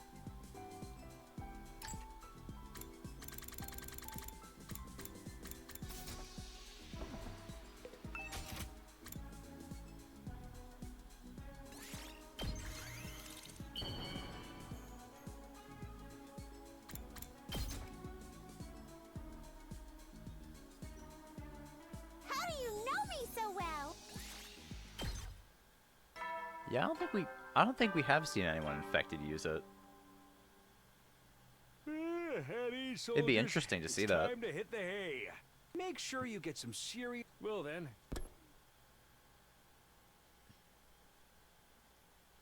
I still couldn't take my mind off the Kakoji problem, but it was like Hiroko said, there was nothing we could do. I need to make finding the book my first priority. Who knows, maybe I'll come up with a way to deal with Kakoji while I'm searching. I got into bed and let the tide of sleep wash over me. Within a few minutes, I was out like a light.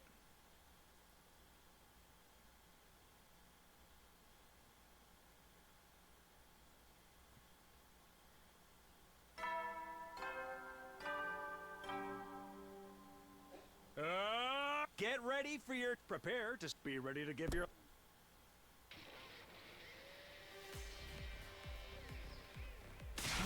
You're late, you blithering half-wit. Can I at least take my time over breakfast? Just get to work. I don't want to waste time talking. We got 40% of the library still to check. That metempsychosis book has to be in here somewhere. Give it your all and find it. Before I could reply, Hiroko disappeared into the upper part of the room. Her eyes had looked bloodshot. She was just as stressed out today as she had been yesterday. I didn't want to think about how she'd react if we didn't find the book today. Not wanting to let that happen, I plunged into the search, trembling with a kind of desperate determination. The day wore on, and the moment I'd been dreading finally arrived. I can't take this anymore. I'm going to burn all these books to ashes. Whoa, calm down, Hiroko. We still got like 30% to go. We still have a chance of finding it in... No. We've been searching for days and there's still no sign of it. It's not in here. We won't know that for sure until we've checked it all. Somewhere along the way, our roles had been reversed. How did that happen? We'll just have to order it online. I don't think they deliver out here. Then what do we do? If we can't find that book, we'll be stuck in this loop forever. I'm going back to my room. Take the rest of the day off. Be seeing you. Hiroko left, her eyes downcast. Unlike yesterday, she didn't seem angry or stressed so much as emotionally exhausted.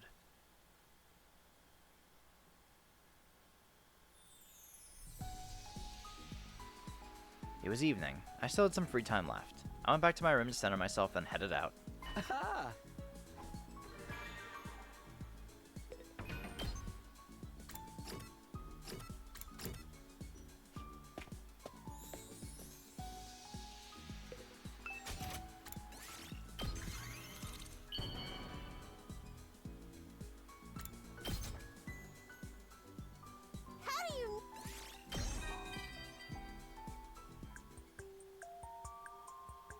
Do you study a lot, Takumi?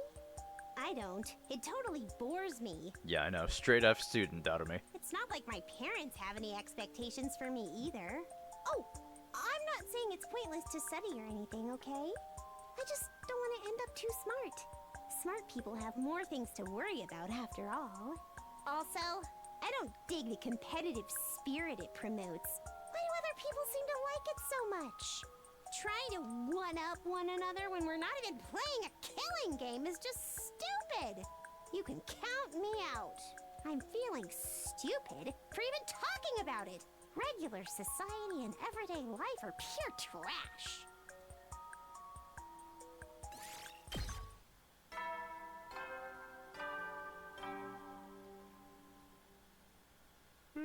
Hetty, make sure you get some. Well then.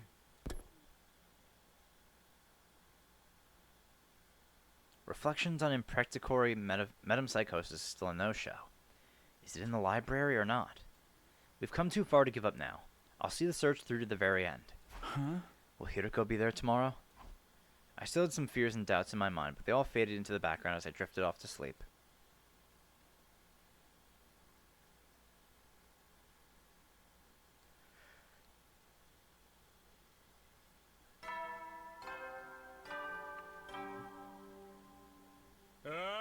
Get ready, prepare to be ready to give your life. After breakfast, I made my way to the library. Somebody else was there already. They had their back to me, but it was clearly a girl with long, dark hair. Hey, Hiroko, good to see you. At the sound of my voice, she turned around, but it wasn't Hiroko. Oh, hey, Eva. Good morning, Mr. Sumino. Huh? Eva, what are you doing here? Studying. I thought it would be useful if I knew more about your culture and customs. How about you? Oh. There was a chance she knew something about the book I needed. Wouldn't do any harm to ask anyway. Have you ever heard of a book called Reflections on Impracticatory Metempsychosis? Ava thought for a moment, then shook her head. No, I haven't. I'm sorry. Huh? That's too bad. I don't suppose you know anything about time loops. Oh yes, I know all about them. What? It's where young men and women go wild together in a swimming facility after dark, with colorful lights everywhere. What the fuck did they do to you? It's an evening of debauchery and hedonism, isn't that right? That's a night pool, not a time loop. You got the last word backwards. Oh? Clearly Eva didn't know anything that could help me. Well, I must be going. I have to give Miss Osuzuki a massage later. Why am I not surprised? Please excuse me. As soon as Eva left the room, someone else appeared from behind the stacks. Huh? Hiroko, how long have you been there? A while. I skipped breakfast and came here first thing this morning. So you heard me talking just now? Of course. You should be more careful. Mentioning the loop could have unintended consequences. Yeah, this one's kind of fucking insane. What exactly did Hiroko teach Sirei and Nigo about that therapy device? The loop and Cryptoglobin are connected, so I thought Eva might know something about it. But she didn't. Leaking information to her only makes things riskier for us. I just asked about them in general. I didn't tell her we were stuck in one. Should be fine. Hiroko furrowed her brow. Fine, let's just get started on our work for today. Right, reflections on Impracticatory Metempsychosis. Here we come. However, things are starting to look bad, aren't they? Yeah, I'd say we searched around 80% of what's here. Just 20% to go. What if we ask the others for some help? How are we supposed to explain what we're doing without telling them about the loop or our parallel leaping? Maybe it's time we did tell them. Did you forget what I told you back on day 11? Telling them practically guarantees the worst possible outcome. I've lived through 146 loops and there's never been a single exception. We're on our own then. Yes, we'll have to hope for the best from this remaining 20%.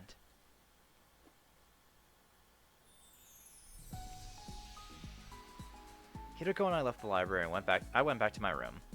Part of me wanted to keep searching for it right up until nighttime, but I knew that it wouldn't be practical. I had to strengthen my bonds with my other teammates if we were going to work together effectively. After a little mental cleanup, I headed out on my rounds like usual.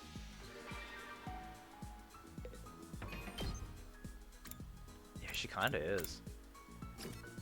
It's a little worrying we have 2 Kyoshkas running around, basically, right now.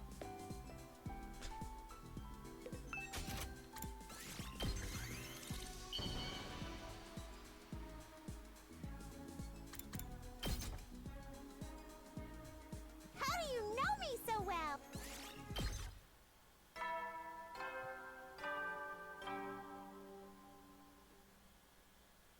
Headies, make sure you... Well then. We'll probably finish our search of the library in another 2 days. If we still haven't found the book after that, then... I'll deal with that when the time comes. I try not to think about what the future might hold, and counted sheep until I fell asleep.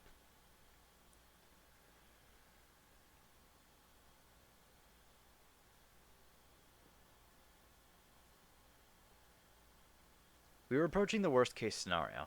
Wasn't a sure thing yet, but the little hope we had was dwindling away rapidly. Evening had already arrived. Hiroko and I stopped searching for books and regrouped. The seconds ticked by in silence. She didn't have to say anything. I knew what she was thinking. Don't worry, I'm sure it'll be in the last 10%. You really think so? Yes, absolutely. My words didn't do a lot to reassure her. She turned to me with a weary expression, like she was carrying the weight of the world on her shoulders. Takumi, do you believe in miracles? I wasn't prepared for a question like that. I had no idea how to answer it. I think if you keep believing in something for long enough, you can make it happen. You can absolutely overcome any obstacle in your way. I don't know if that counts as a miracle or not, but it's good enough for me. Did you steal that line from someone? It's far too philosophical for a servant like you. At least that's what I'd usually say, but I'm not in the mood for it today. What? Alright, I've decided. I'll believe too. Huh? In miracles? No, not miracles. What I want to believe in is... Hiroko stared at me intensely. I froze up, gulping nervously, and then... That was a close one. I was about to start spouting corny lines myself. It could have been my imagination, but it looked like Hiroko was blushing just a little. All we can do now is push through to the end. The day after tomorrow, that is. Day after tomorrow. Tomorrow is no good. We have other plans, remember? Of course, it's going to be day 31. Exactly. That means we can leap again. Where are we going this time? I haven't decided yet. Let's talk about it tonight. Okay, see you after dinner in the usual place. Sounds good.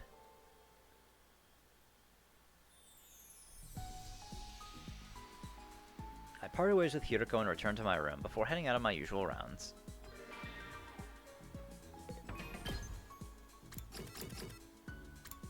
Alright, more gifts for Darumi.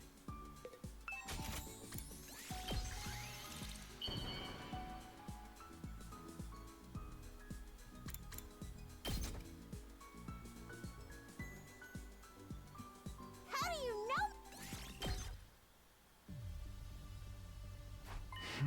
Hey Hiroko, I noticed something on my device earlier. Take a look. I showed her the screen. It was currently displaying the map of the different timelines.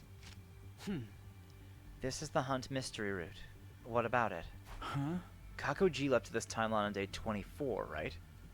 Then it splits into the Hunt and mystery lines on day 25. All this time we've been fixated on just one of those branches, the mystery timeline. It's only natural since our goal has been to prevent the murders that happen there. That's right. And as I've told you several times now, it's been locked so we can't leap there anymore. Yeah, I know. But putting the murders aside for a moment, what if we focus on catching Kakoji instead? I see. There's still another branch she exists in that hasn't been locked. Right. We just have to leap to the Invader Hunt timeline. Huh. The two of us snuck out of school and headed towards the lab. Everything looks good. The Hunt timeline hasn't been blocked off. So we can leap there. Yes, but not right now. The blood space waves won't be at their peak until tomorrow afternoon at 1:50 p.m. At least we know that, and we have a real chance of catching Kakoji now. We still won't be able to do anything about the murders in the mystery timeline. Yeah, but that doesn't mean we should just let her run wild in the other one, does it? You're right. We should treat her and get rid of that Gi parasite in her head. There's another thing too. But bear in mind, it's only a theory. I think the sponsor behind the Invader Hunt killing game is probably Kakoji too. Yeah, that's what I was thinking about. Because if she also does exist in Invader Hunt, since we never saw her, yeah, she's probably the sponsor. She's the one who set it up so everyone would have to kill each other? It would make sense, wouldn't it? There's no one else who'd be in a position to mastermind it. So if we stop her in that timeline, we can stop the killing game from happening. Sounds like we've decided on our destination. Aha! Yeah, tomorrow we're leaping to the Invader Hunt timeline.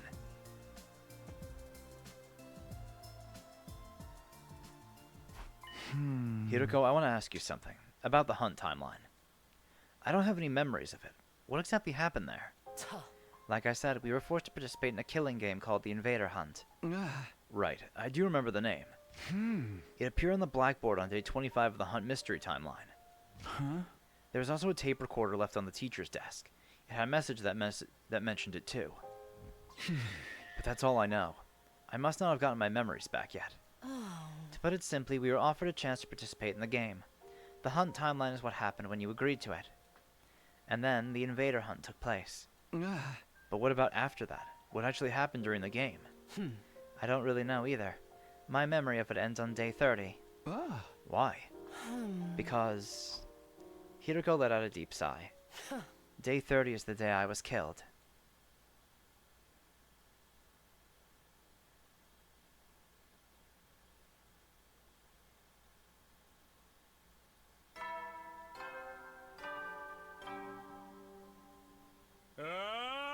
Get ready, prepare to be ready to give your life.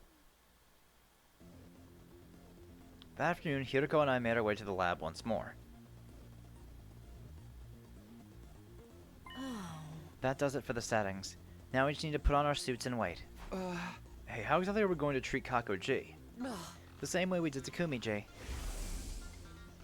But I thought Takumi-ji only had Gi data inside him. The Gi didn't physically travel back in time when the loop reset. But it's different with Kakoji. She's from the Box of Calamity timeline, where an actual Gi parasite crawled into her brain. True, that's why when we catch her, the first thing we'll do is cut off her head. Huh? Don't look at me like that. We'll bring her back afterwards, but that's not all we'll do. If we revive her right away, the record of her brain inside the Revive-O-Matic will still include the Gi data. It will reconstruct her neural pathways the way they are now, making it the same as if she were still possessed. Kind of like what happened with Takumi-ji. That's right. Hence why we'll treat her in the same way. With the repair program on the thumb drive. It made sense, but did we really have to cut off her head first? I pushed aside my gloomy thoughts and got into my suit. Hiroko did the same. Remember, this timeline is basically uncharted territory. Neither of us know what's going to happen there, so... I know, we'll have to be careful. And I will be, don't worry. And just like that, it was time. 1:50 p.m. on the dot. Here we go.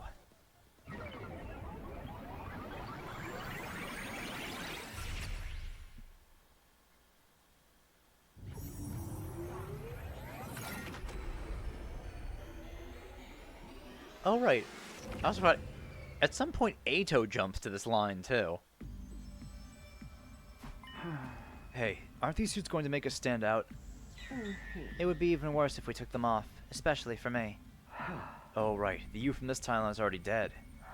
If anyone saw me walking around alive again, they'd probably burn me like they did the witches in the Middle Ages. Guess we'll just have to be extra careful not to get caught. I agree. Let's get going.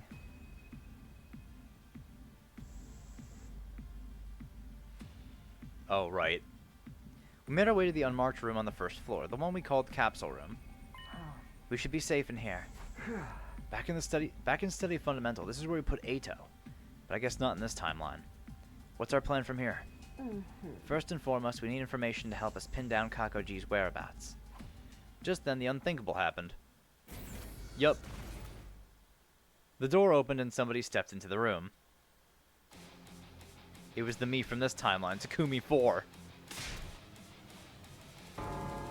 Right, this is after they killed the sponsor. Then Takumi saw these two. When he moved fast. He spun around and ran for the door. I couldn't let him escape. I dove forward and barely managed to stop him. Hey! Let me go! Takumi 4 struggled to get out from under me. Naturally, in terms of strength, we were equally matched. Gravity was on my side, though. I had him pinned down for the moment. But it would only be a matter of time before he threw me off. I had to do something. I had to keep him from getting away. Just as I was at my wit's end. Oh, and this is where the lost memory... This is where the day he was... It was this Takumi that was talking with the others in this timeline. That's why he didn't have any memory of that day when he was knocked out from the Gamma Field. I see. Okay, that makes sense now. Hiroko drew close and with the voice changer in her helmet activated, whispered something to the other me. We have nothing to do with the invader hunt. All at once, the fight seemed to go out of Takumi 4. A few moments later, he lost consciousness completely. Whew. Good thing I brought this anesthetic. You've been walking around with that stuff this whole time? Yes. I carry it as a kind of lucky charm. A lucky charm, huh? How strong is it? How long do we have? A day. This batch is pretty strong. It'll probably be out for 12 hours or so. We carried the unconscious Takumi 4 to one of the capsules and stowed him inside it. What now? With Takumi 4 inside that capsule, everyone will think he's gone missing. We don't want them to come looking for him. Fortunately, I have a plan. You want me to take Takumi 4's place and get information out of everyone? Don't act like you don't want to. You've already taken off your leap suit. What are you going to do, though? I'll stay here. I need to keep an eye on Takumi 4. But remember, our time here is limited. We need to leap back by 5:10 p.m. It's probably best if we leave the school by 4 p.m. Have you got that? It was already 3:20 p.m. That only gave me 40 minutes. I hurried out the door and got to work. I couldn't find anyone on the first or second floors. Finally, I got to the third floor and charged into the rec room. What's everyone doing in here? What do you mean? Where have you been, Takumi? Kako! My heart almost slipped right out of my chest, but then I realized my mistake. This wasn't Kakoji. I could tell by the look in her eyes.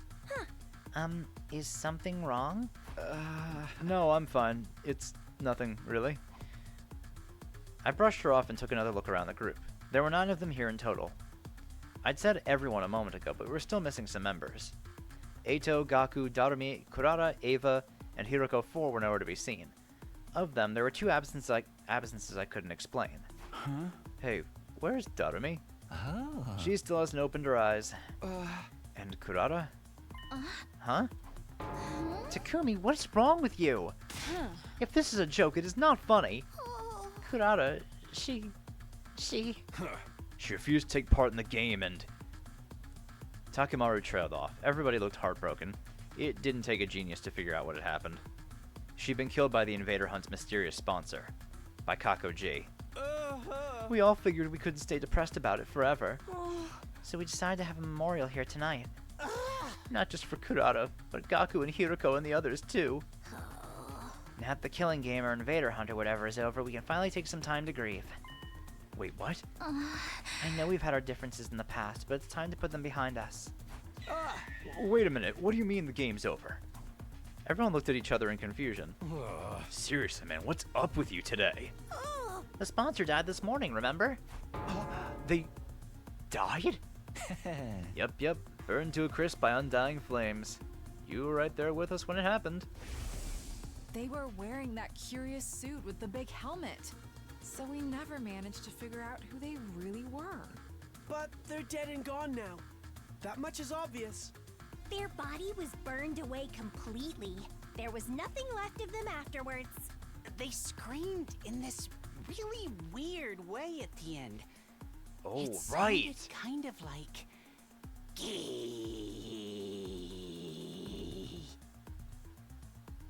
Huh.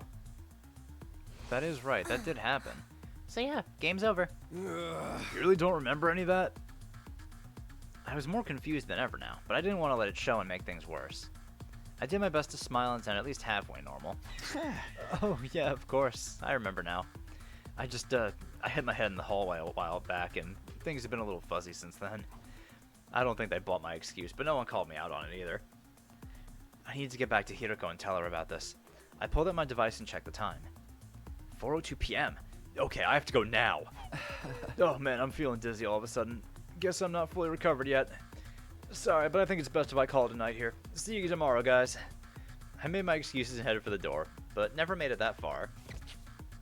In my rush, I lost my footing and my head slammed into the ground. Weirdly, I didn't feel any pain, because before I could even feel it, my consciousness suddenly faded away. Uh-oh. That's not great.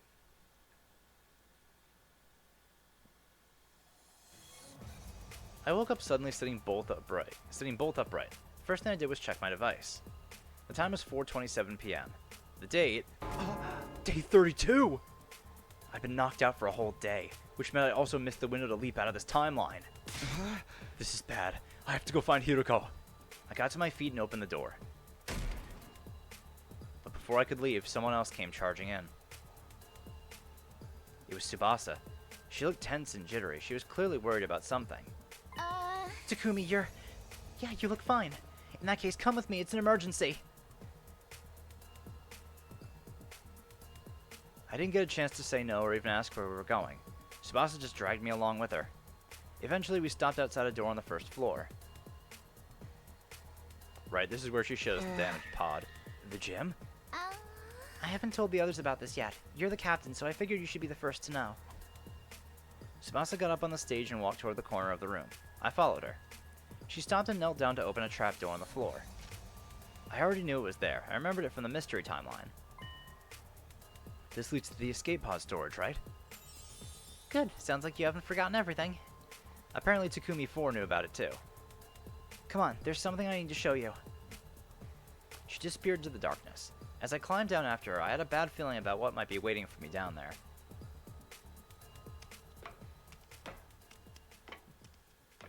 Finally, we reached the bottom. I looked around and... Hey, what's the matter? Aren't you shocked about this? Honestly, I wasn't. I'd seen the exact same thing happen in another timeline after all. But it would seem unnatural for me to be too calm. I had to put on some kind of act. Whoa. The heck? The escape pod's been totally wrecked. Right? This is really, really bad, right? Looks like I was in the clear. I wasn't much of an actor, but acting surprised, that I could handle. Not that it even mattered right now. Even if I'd seen it happen before, the escape pod being put out of commission was still a serious matter. Do you know what did this to Tsubasa? Yeah, I just got through analyzing the damage before I came to see you. Let me explain. The corrosion's been caused by something called particle bacteria. It erodes matter on a molecular level, so it's invisible to the naked eye until the damage starts to show. The bacteria eats away at metal to grow stronger. Actually, I'm not sure if eat is the right word. Technically, it's more like the energy released during the oxidation process allows its cells to reproduce. Don't be fooled by the bacteria part of the name. It's not really alive, just a chemical substance. That said, we're talking about something that randomly occurs in quantum-level space, so there's not a lot we know about it. This was new information. I guess that's because when I found the pod in the mystery timeline, Tsubasa wasn't there to investigate it. Like I said, this is really, really bad. I mean, with the pod in this condition, we won't be able to get away when the final attack launches on day 100.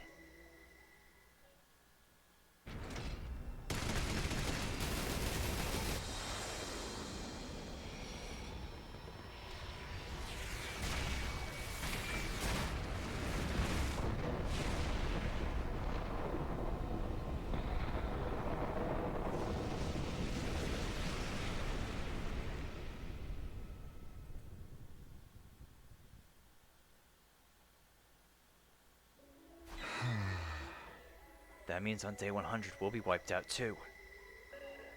Tsubasa gulped and nodded. Can you repair it? Not the way it is now. I'd have to get rid of the particle bacteria first. Is that possible? Tsubasa took out a photograph and showed it to me. Yeah, but I'll need some of this. QB liquid. It's the only thing that can purge the bacteria. I have no idea where to find it, though. What about the biolab? I looked in there already. This is rare stuff. I don't think there's a single vial of it in the whole school. At this point, the only thing we can do is search around the ruins outside and hope for the best.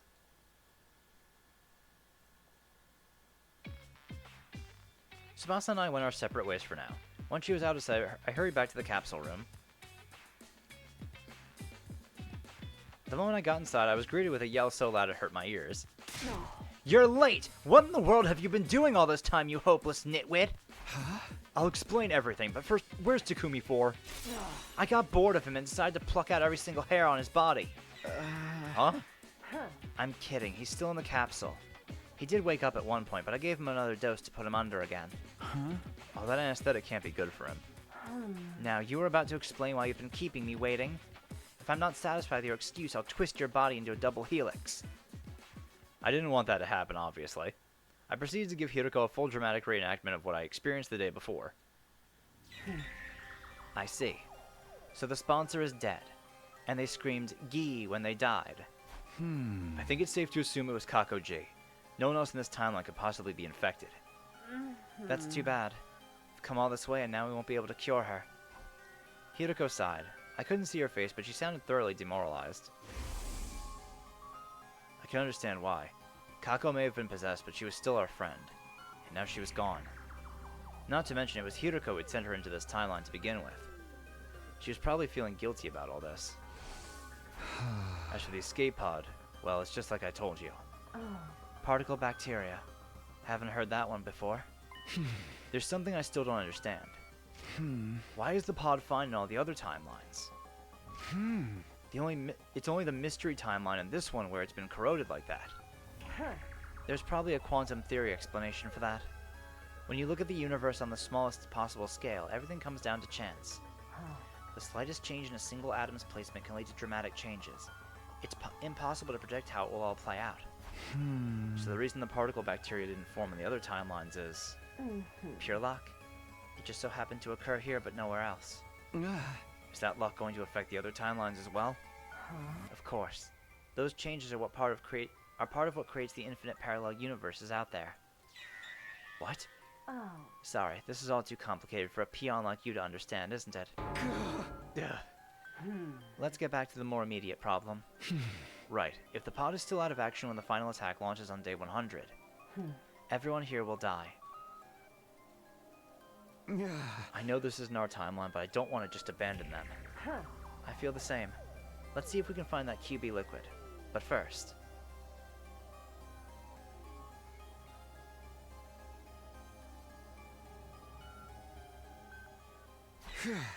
Looks like we made it. Yes, we're lucky our window to leap is still open. I've never known the blood space waves to remain this high for so long. Must be another quirk of quantum probability. The time limit's getting closer, though. We need to get into our leap suits. Can't we take a little break? We've been running around non-stop since we left the school. The next window is not until day 45. If we miss this chance, we'll have to stay here until then. Is that what you want? No, I know that, but... And there'll be an attack tomorrow. We need to be in steady fundamental to help them fight. I know. But look for the QB liquid when we get to the chance, right? No. We'll talk about this later. Come on, we've only got 5 minutes. I did as Hiroko said and got into my leap suit while she set up the machine. And then... Alright, let's go home.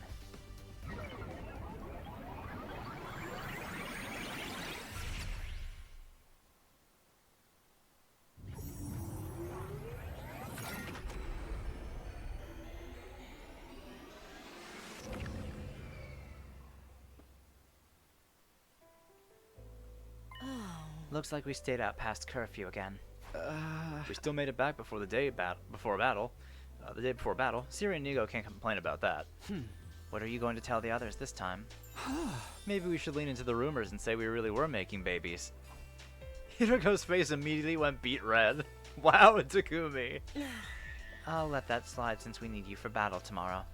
But next time you say something like that, you're getting the double helix treatment. She stormed off into the school, leaving me in the dust. Huh? QB liquid. Are we really going to be able to find any? I gazed up at the starry night sky and sighed. Just one more thing to worry about. I'll say yeah, because I think even in the Killing Game timeline, they didn't actually find the liquid. I think it was another one of Takumi's blackouts. And then they said, yeah, you gave us the QB liquid yesterday, Takumi. What are you talking about? I think that's what it was. That concludes your briefing on the enemy we'll be facing this time. Are there any questions?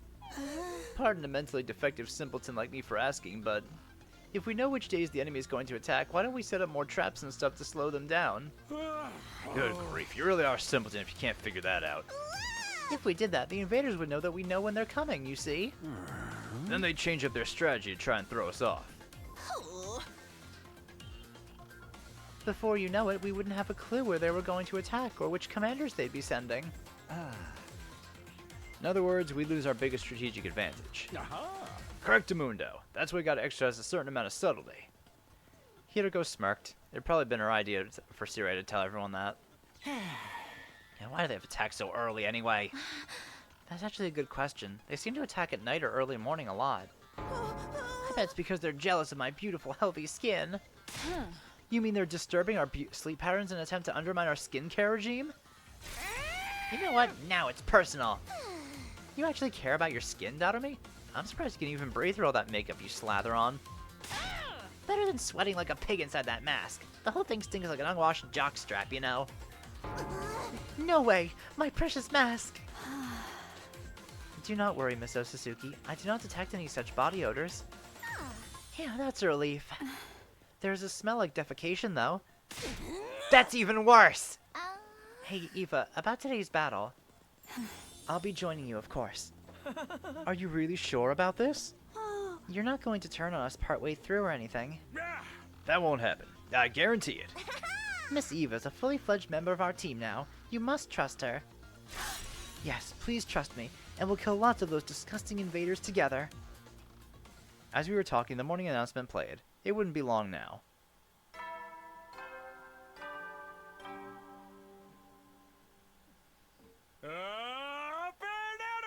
Get ready, prepare, be ready to give you.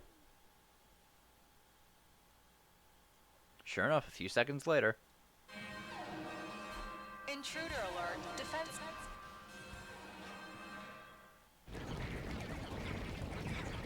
Forget.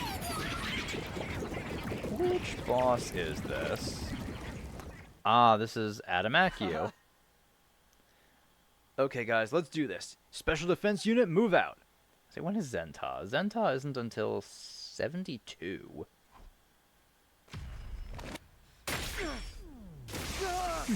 Okay.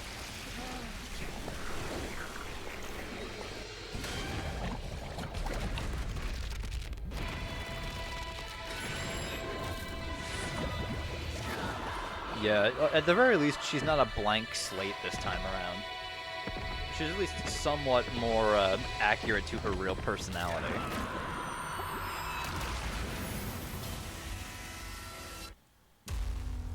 I mean, you know, at the very least, we do know from the mystery timeline, she doesn't really have any qualms about fighting the others. So I guess it's not like we're forcing her to do something that she would never think of doing.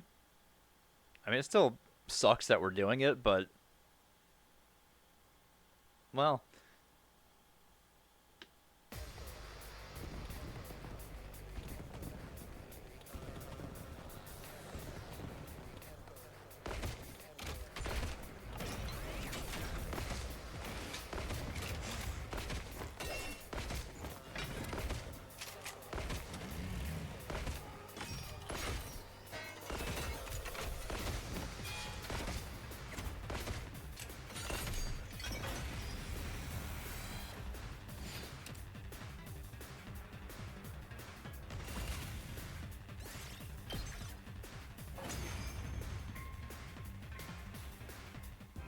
Did you see everyone?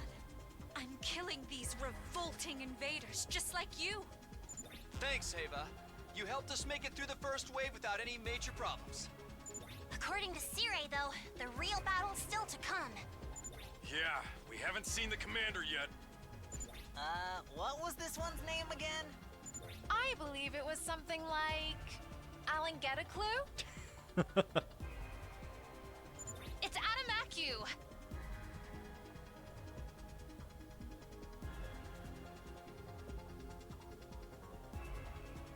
Come on, guys, don't get distracted.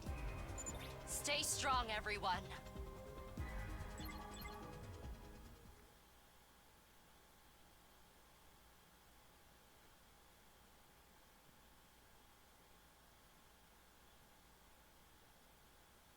There he is.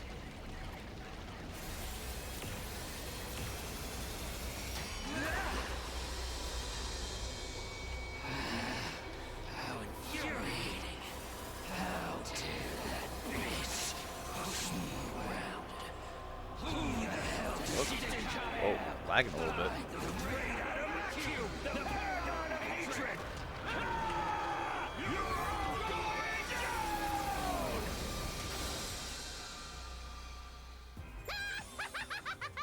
Adam with the shoes here! You know, rates of depression among shoe salesmen are higher than in any other industry. Is that a reference to what I'm thinking it is? That's not even a joke anymore. How sad. Possibly couldn't possibly be a reference to what I'm thinking. Anyway, Let's give the poor guy a break. Preferably a permanent one. Focus, guys! Here we go!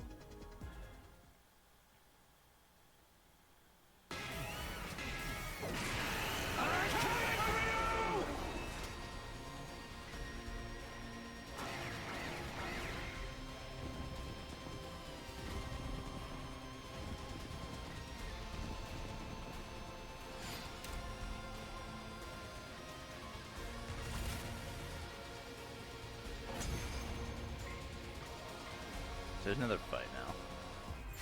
Oh, isn't this Vashnes, right? My chicken wing Majero drop did the trick.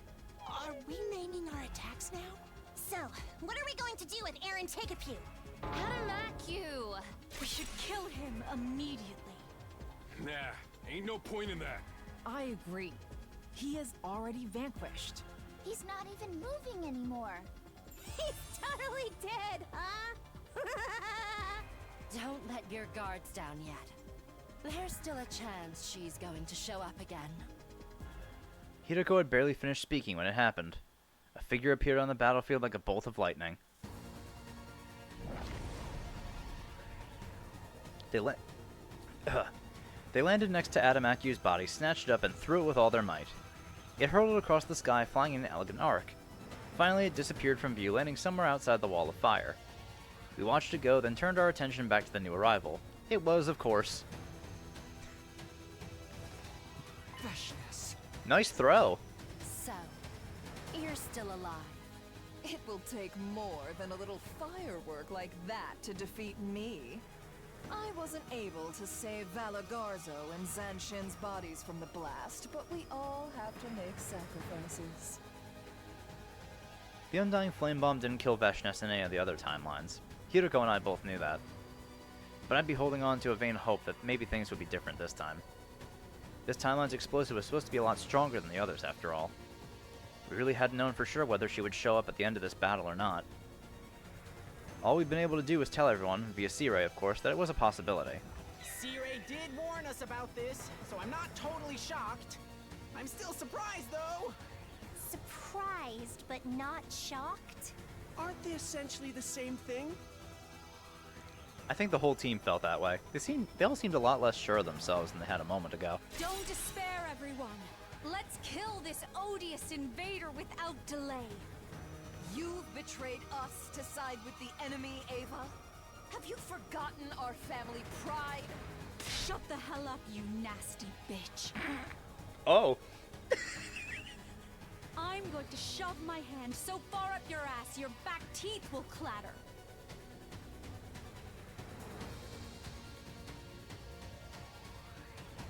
Alright, Ava. It sounded like the new and improved brainwashing process has made some interesting changes to Ava's vocabulary.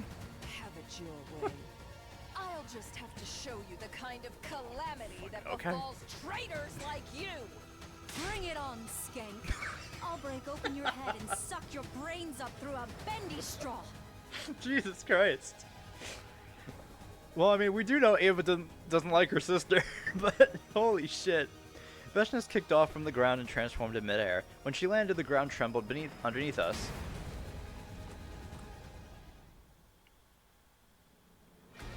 You guys, this is your first time fighting her, right? Huh? Of course! Why are you even asking? Yeah, what do you mean, our first time? Almost sounds like you fought her before, Takumi. No, of course I haven't. How could I? It's convincing. At any rate, she's really strong. I assume. I So assume. be careful. Thanks for making me even more nervous. Don't worry. We can win if we all work together. Yeah, ain't nothing to it but to do it. Kill. Kill. Kill!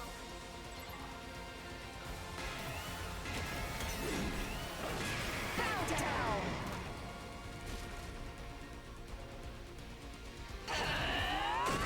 Seems like it is.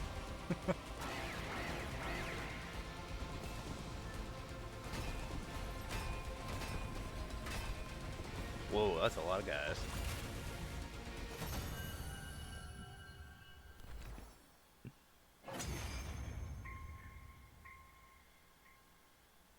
We did it! We won!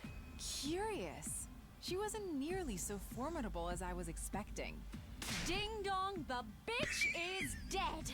The special defense unit comes out on top again. Eve, I fucking love you. Curse you! Oh no! She's still alive! Of course I am. If your bomb didn't kill me, what makes you think your little guns and swords could? I have to compliment you, though. I never thought you'd give me this much trouble. How about you surrender now and make it easier on yourself? Fools! I can't die yet. I will win this war, even if I have to violate the teachings to do it. Uh-oh. What? Farewell, for now. That's not good. With that, Veshnas was gone. Well, shit. We did it! Go us! You're light years too soon to take us on, loser! But don't light years measure distance. Don't sweat the details. It's all about sounding cool. Looks like we won again! There's only one thing left to do. Yeah, let's do it! 1, 2... Special Defense Unit, best in the world, indestructible and undefeated. Never lose, never yield. Special Defense Unit, fight on! Everyone was in a good mood, but Veshnas's words still haunted me. Even if I have to violate the teachings. Was this timeline's version of her ready to start absorbing Cryptoglobin now? It was an unsettling thought, but I didn't want to ruin everyone's fun. Oh, I'll worry about this later. I pushed aside those worries and joined the others in celebrating our victory.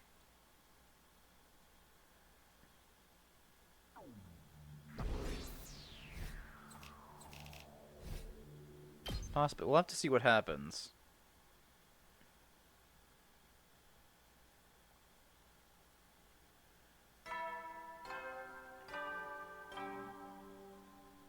Burn out of troops! Get ready for prepare. Be ready to give your...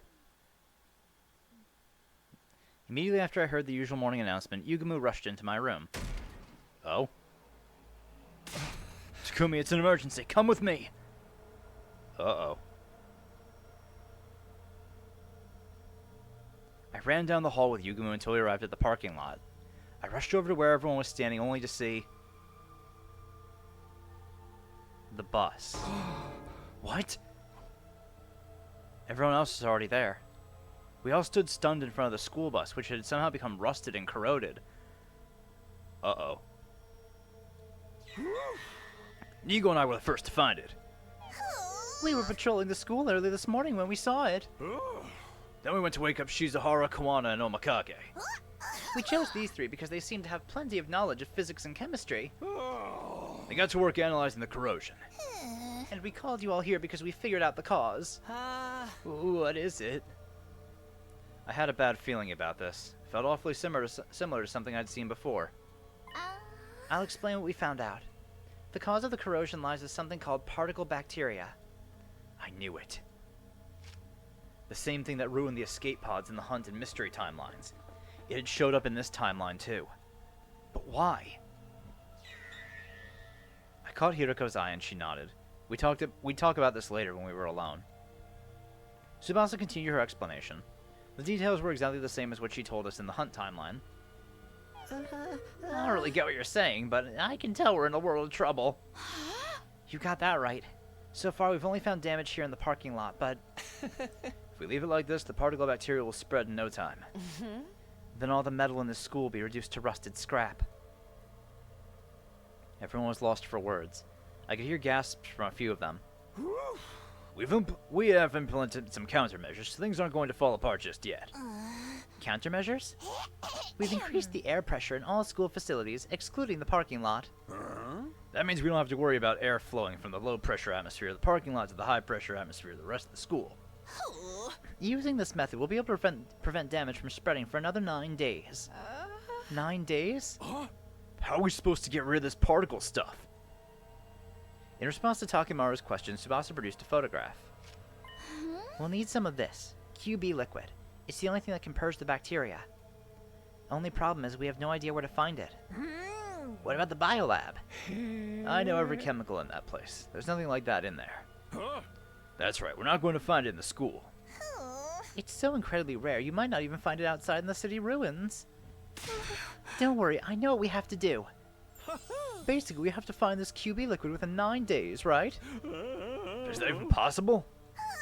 You'll have to make it possible. We'll be in lethal levels of trouble if you don't find it. No probs, we'll figure something out. Yeah, let's all split up and get to searching.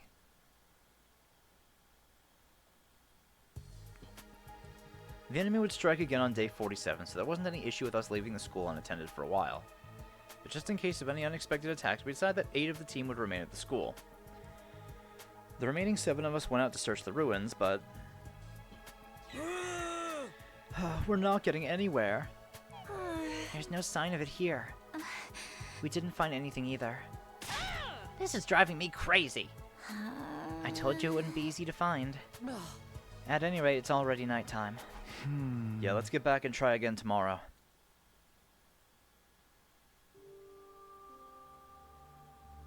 We returned to the school and reported our results, or lack thereof, to the defense team.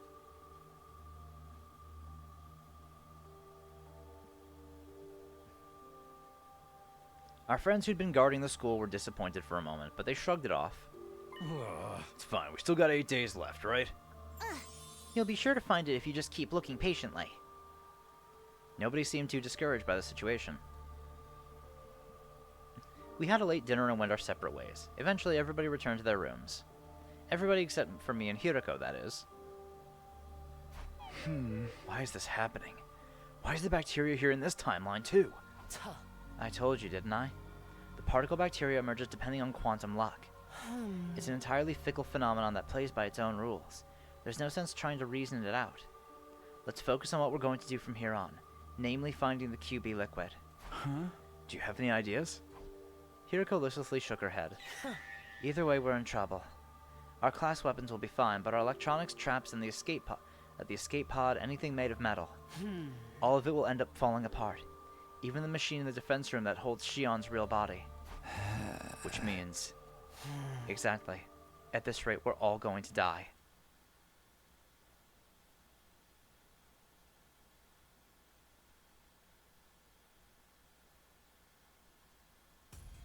Just like the day before, we split up into a group of 7 to explore and 8 to defend the school. Hiroko and I were part of the exploration team. We spent all day going from place to place in search of QB liquid. But in the end, we had nothing to show for it. We gave up on the search for now and decided to pick it up again the next day.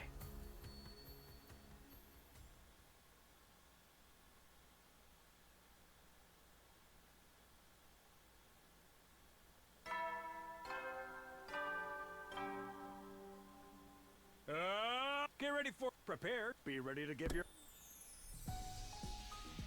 We decided to switch out the members of the search and defense teams randomly each day.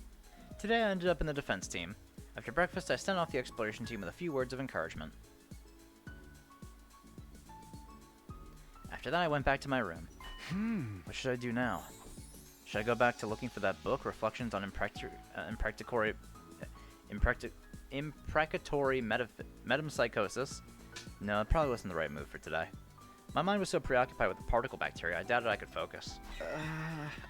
Still, I can't just sit around staring at the ceiling.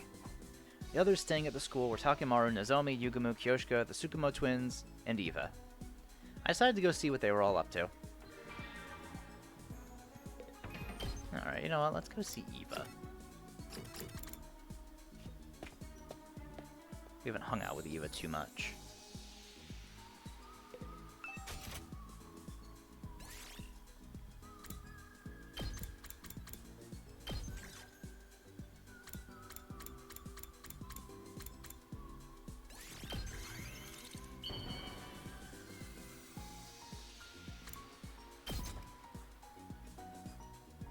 I am not worthy of such a love.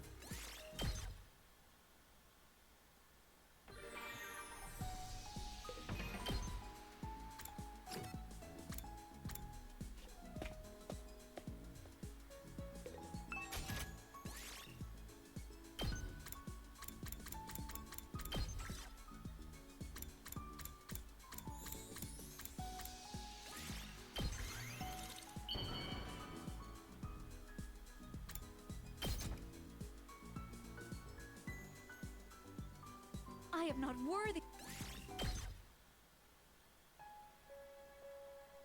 At night, I met up in the schoolyard with the exploration team, who had returned from their trip. Their disappointed faces told me all I needed to know. But I still had to ask just in case. Huh? How did it go? They weakly shook their heads. That's too bad. 6 days left. Slowly but surely, our time was running out. After dinner, I headed for the usual spot behind the school at Hiroko's request. Huh? What did you want to talk about? Today is day 36. That reminded me of something.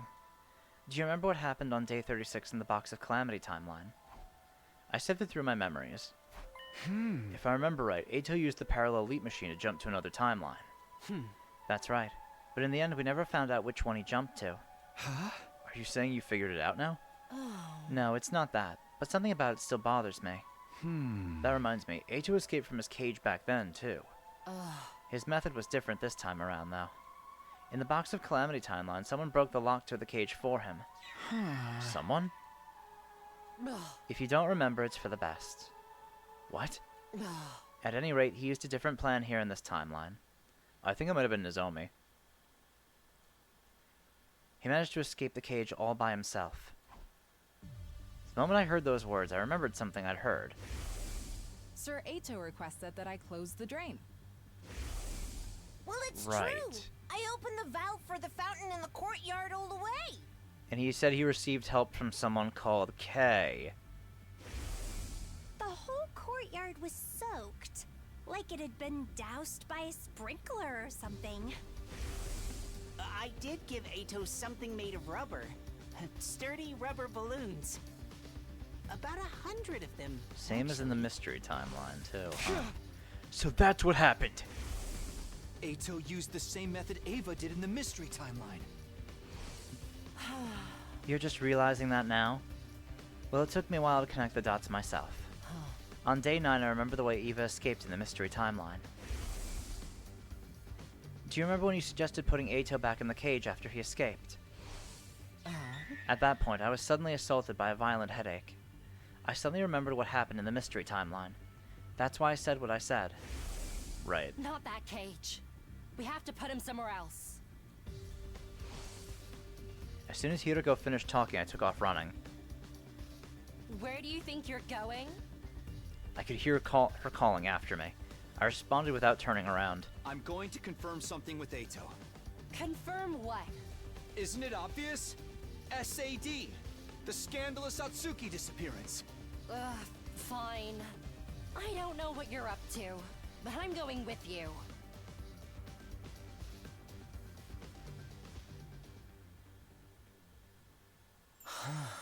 What are you two doing? It's almost time for bed. Couldn't you get any sleep? Did you come here so I could read Snow White to you? Unfortunately, I don't have any fairy tales. Shut up, I'm here to ask you something. Oh, really? You got out of that cage by yourself, didn't you? That K person you said unlocked it for you doesn't really exist. What are you babbling about, Takumi? The bottom part of that animal pen wasn't secured in place. It's just a heavy iron cage mounted on a base. Still, it weighs 1 ton. It's not something anyone could move with their bare hands. That's why you came up with the idea of using buoyancy. The courtyard can be sealed airtight. If the drain was sealed off and the fountain valve was wide open, the courtyard could be full of water in a matter of hours. And what would happen if there were 100 inflated 10-liter balloons in the cage when that happened? Archimedes' principle states that upward buoyant force is equal to the weight of the displaced water. 100 balloons that hold 10 liters each makes 1,000 kilograms, 1 ton of upward force. This cancels out the weight of the cage and reduces it to near zero. You'd barely need to use a single finger. You were easily able to lift the cage with just the slightest effort.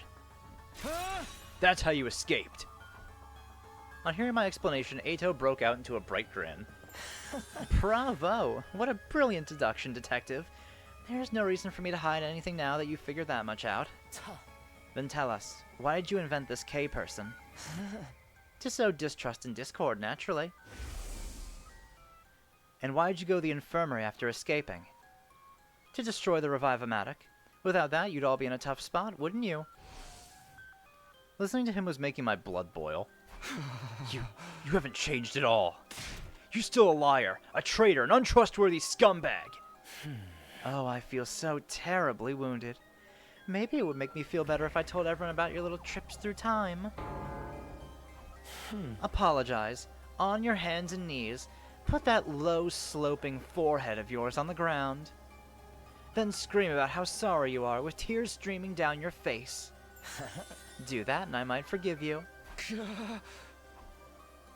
I drew my hand back to lash out, but Hiroko caught it before I could. Come on, we'll only waste our time talking to him. Oh, you're going?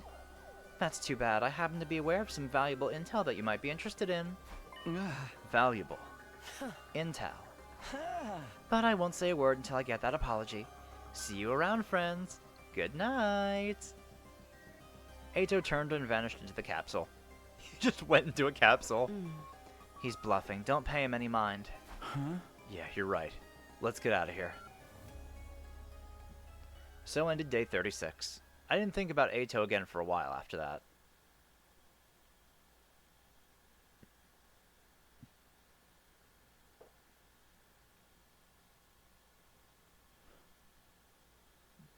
We spent the entirety of the day searching for QB Liquid.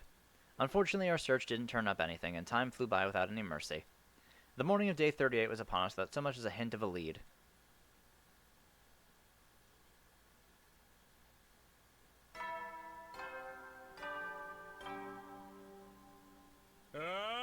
Get ready, prepare, be ready to give your...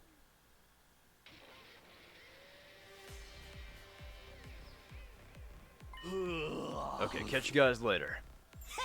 Be careful out there. Or don't. Be as reckless as you want. We only have 5 days left. That's right, don't hesitate to make sacrifices. Do whatever it takes to find that QB Liquid and bring it back to the school. Make sacrifices? If we die outside the wall, we can't come back. He's telling us that he doesn't care if it comes to that. That's so heartless. I won't let that comment slide. Sierra can say whatever he wants. It doesn't mean we have to agree. Right. Your biggest priority is making it back in one piece. That's an order, understood? I am so grateful for your words of encouragement. Yes, we should go now. After seeing off the exploration team, the rest of us went our own ways. I always end up coming back to my room. It's just in my nature. Well, whatever. 7 people were on guard duty, not counting myself. Kurata, Gaku, Shoma, Moko, Darumi, Tsubasa, and Hiroko. I decided to go see what they were up to. Okay, who do I want to go see today? Or, you know, I could just give something to Eito. You know what? Hey. I'll give something to that fucking dickhead. Why not? make History of Mankind for him. He likes this one.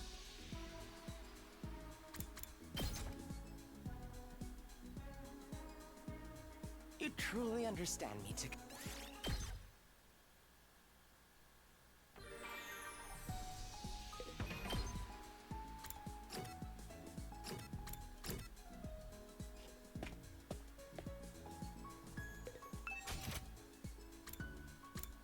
And now I'm starting to run out of materials. I'm gonna have to do some explorations at some point. You truly understand me. The exploration team came back late. It was already past 10 p.m. when we saw them.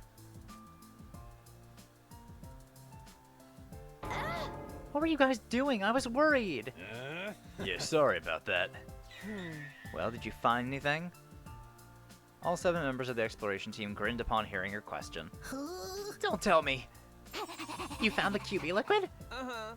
No, we weren't quite that successful. But we got something else instead. An important piece of information. What information? We were searching around some buildings a long way from here. And we happened upon a platoon of enemies making camp. Of course, we hid ourselves right away. Those clowns never saw us, but we overheard their leader talking to someone through their wireless comms. And we heard them mention the particle bacteria. The exploration team excitedly continued their tale. They learned something from the platoon leader's conversation. A few days ago at an enemy base, the relay station we've been to in the other timelines, there was a particle bacteria outbreak. They were quarantined the corroded areas but couldn't stop the spread completely. That was why the platoon had been sent out to that cluster of buildings, to look for a way to combat the bacteria. The last thing we heard the leader say was, "We've secured the QB liquid. I've already sent it to the relay station. It should arrive any minute now." So you're saying... There's QB liquid at the enemy base! The exploration team nodded with smiles on their faces. Just then, Siri and Nigo showed up. Hooray! Surprise! We heard everything! What an incredible feat! No, it's the same gifts for blind Ato. And you all made it back in one piece. Your commanding officers. Just so happy you're all okay. Quit it with that, man. Anyway, I know we only just got this news, but I need you to go immediately. Huh? Go where? Isn't it obvious? The enemy relay station. Of course, we can't very well leave the school empty. Never know when there might be a surprise attack. Those of you who went out today should stay here. You're probably exhausted after all that walking. Wait a minute, I get why the defense team should be the ones to go, but... You really mean right now? Yum, yum, yum. You're darn right I do. If you don't go now, you won't make it in time. Even by bus, it takes about 8 hours to get to the base. Then we make it even if we left tomorrow. We still have 4 days left anyway. I think you're forgetting something very important, Maruko. The school bus. Right now, it's... Oh, dang, we can't use the bus because of that particle stuff. Exactly. That's why we need the defense team to set off now. Preferably sprinting. You want us to run when it would take the bus 8 hours? You'll be fine. We're confident you can make the trip in a mere 32 hours. 32 hours.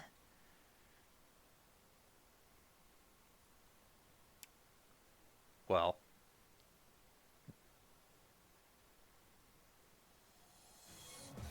After taking a moment to rest our eyes, those of us assigned to the expedition team left for the base. There were 8 of us in all. Moko, Darumi, Shoma, Gaku, Tsubasa, Kurata, Hiroko, and me. We were cautioned against using Tsubasa's and Shoma's class weapons to make the journey easier. We'd be in for a fight when we got to the base, so we needed to preserve our Hemo anima as much as possible. According to Sirei and Nigo, class weapons weren't capable of that kind of extended use anyway. Our only option was to run. Night fell. Dawn broke. And even as everything fell dark again, we just kept going. Maybe that was an exaggeration, but aside from some short breaks for food, we really did just keep running. An overwhelming amount of time passed, and before I knew it, it was the start of another day.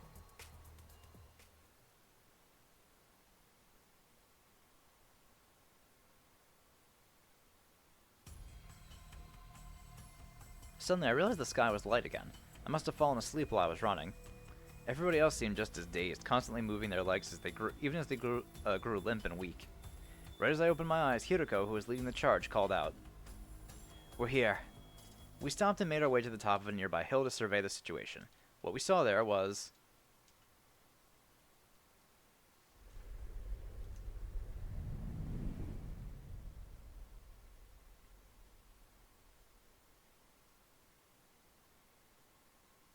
After some quick recon, we snuck into a nearby storm drain.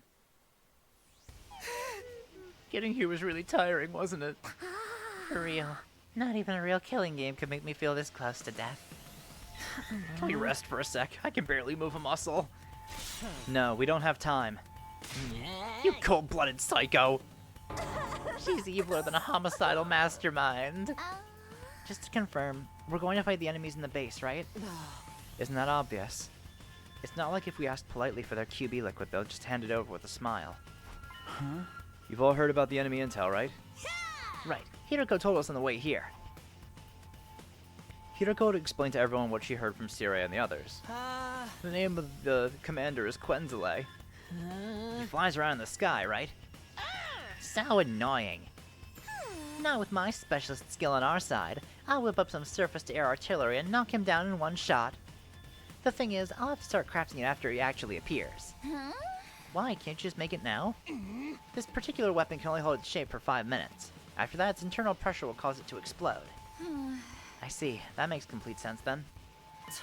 One last thing. There's no revivals in this battle, so be careful. Right, without the school bus, we'd never make it back to the infirmary in time. Exactly. So if things look shaky, retreat immediately. Got it? Everyone nodded in silence. Their faces looked tense. Okay guys, let's do this. Special Defense Unit, move out. Yeah. That's probably gonna happen again.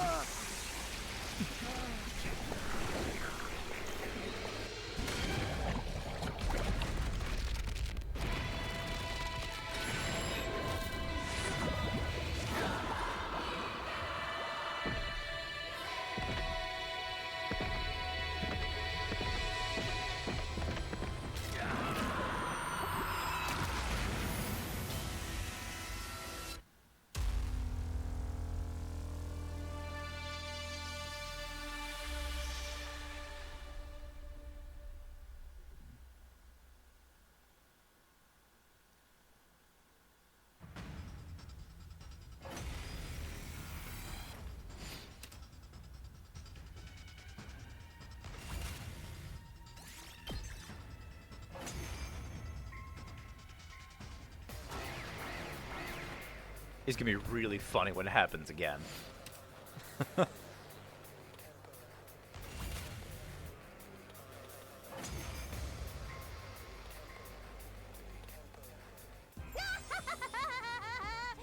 battle was on easy mode. Yeah, nothing to it. It's not over yet. He's coming. Him? It's Quinzale!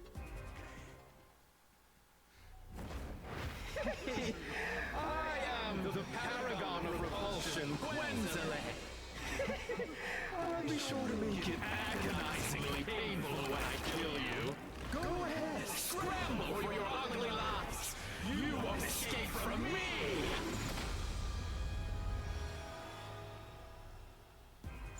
He's here.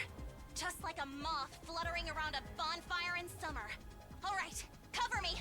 I need to focus on crafting this artillery. Hello, Earth to peasants! Am I talking to myself here? It's an honor to be tasked with protecting somebody as noble as me. Everybody, Kurata's right. See? He gets it. No, I mean, forget about honor or nobility or whatever. Just cover her. Understood. Got it.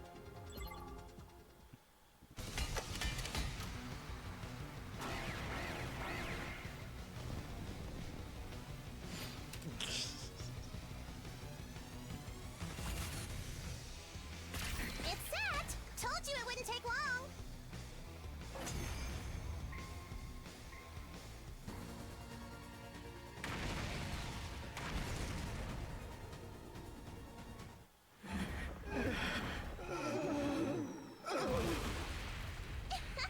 And that's how a true lady slaughters her prey.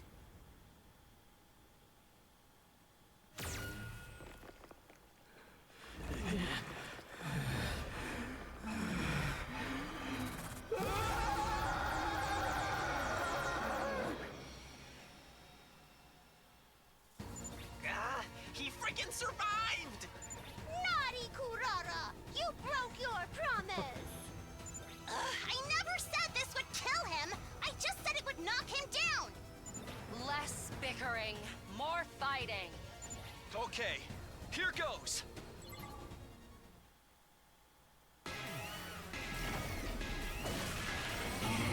Precious.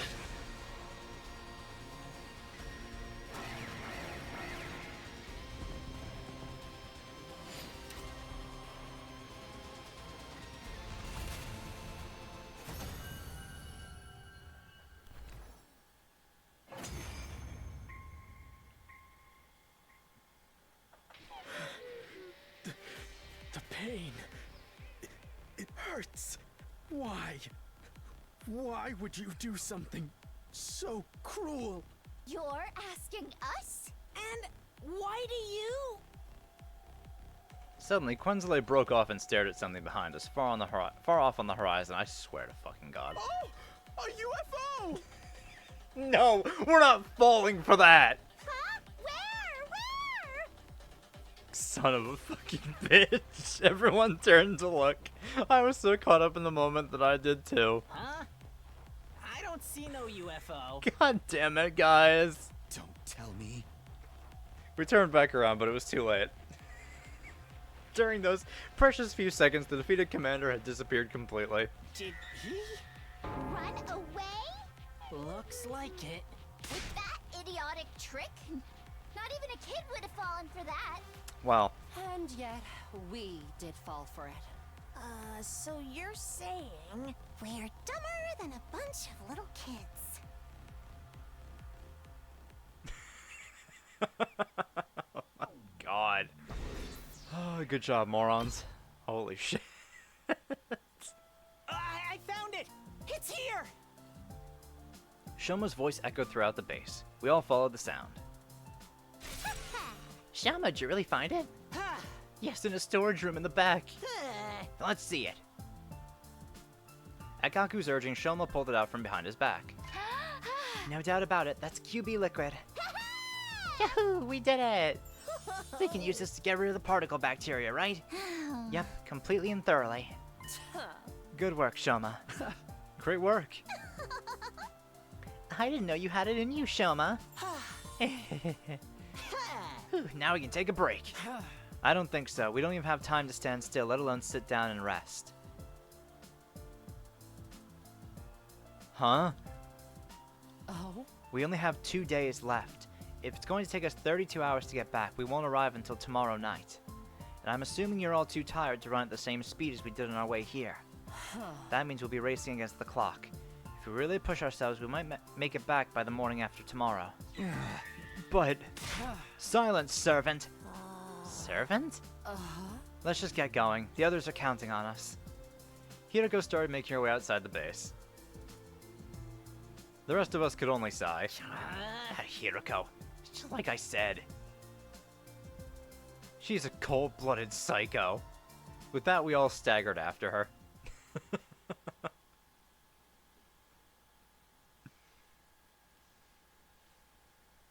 Don't say that. Don't say drops it instantly. All we could do was drag our exhausted bodies back to the academy one step at a time. My consciousness was so hazy I felt like I was running inside a nightmare. My legs were out of strength. I imagine they were just two withered ancient tree trunks attached to my body. Morning finally came. The sun set. And even as night came again, we never stopped.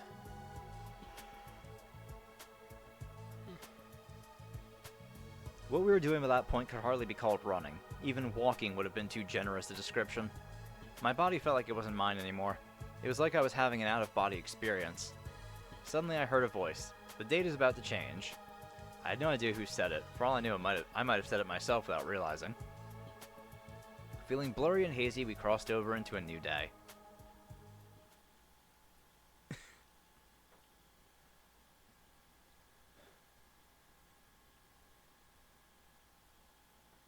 Just like Hiroko predicted, we finally arrived at the academy on the morning of day 42.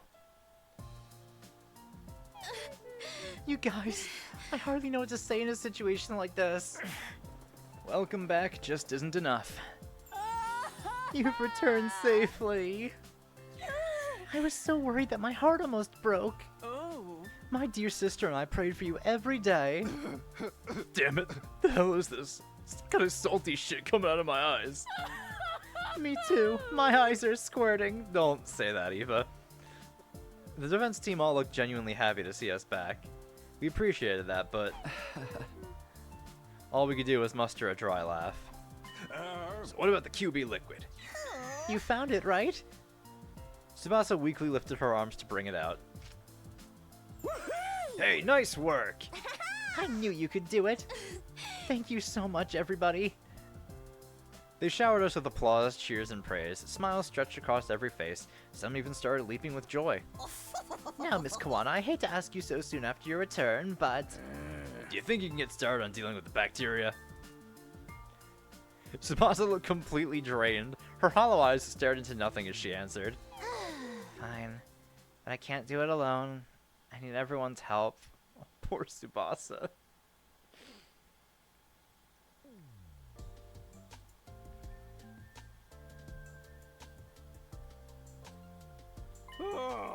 Looks like we made it in time. Good thing the school has replication machines.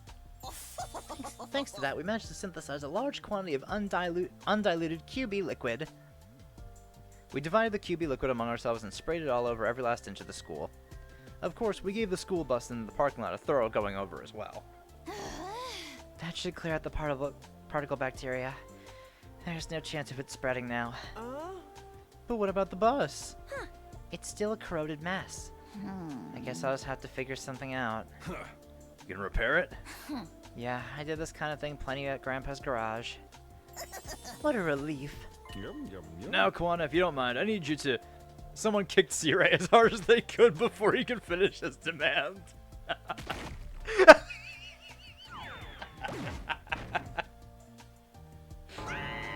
Honorable Sirai, sir! Nigo ran over to comfort his fallen superior.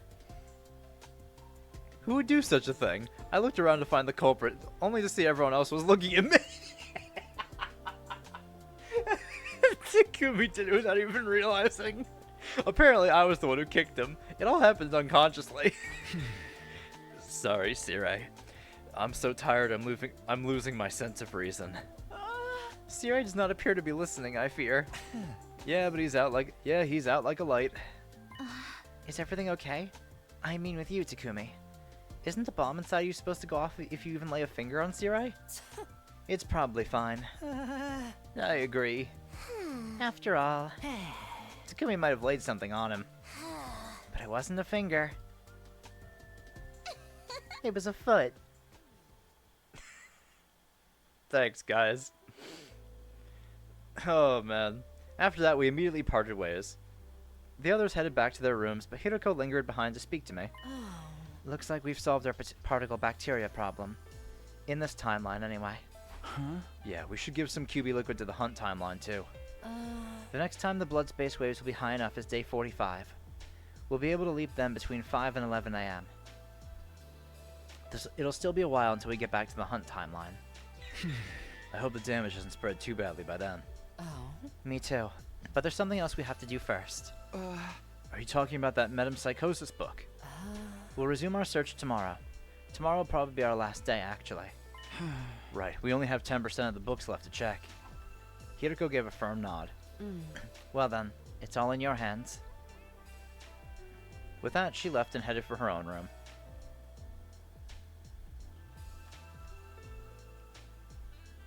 I staggered and wobbled back to my room. When I laid my worn-out husk of a body down, I was greeted by an intense drowsiness. I have no idea what happened after that. A second later, I was completely unconscious.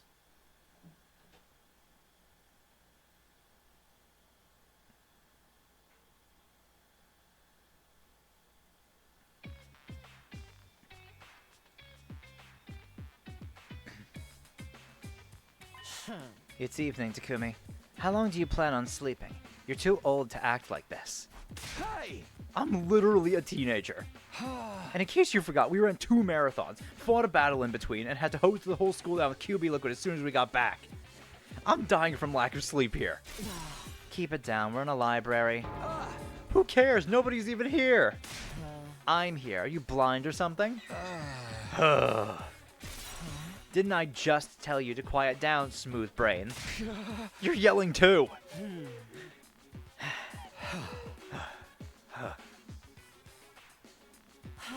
I'm glad to see you're doing okay. Same to you.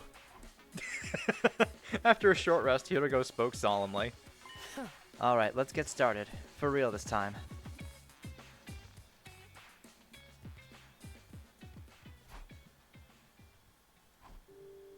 We spent what felt like an eternity there in the library in silence. My head was empty and capable of independent thought. We were just staring at the light of the lamp dangling from the ceiling, transfixed. I had no idea how much time had passed, but then I heard the announcement.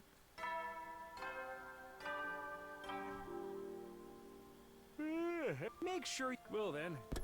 So it wasn't here. Silence washed over the cold, vast space once more. Neither of us said a word. We continued to stand there, stunned. After some time, Hiroko finally spoke. Let's head back. I tried to answer, but my mouth was too dry to move. Oh. There's no sense in lingering. The book wasn't in here after all. It might be out there somewhere beyond the wall of fire, but I have no idea how we'd find it. There's no libraries or bookstores out there. It would be like trying to find a needle in a haystack. Does that mean we're going to have to give up on the book and find another way out of the loop? With that, Hiroko slipped out of the room. I felt something dark in the pit of my chest. I couldn't even muster a sigh.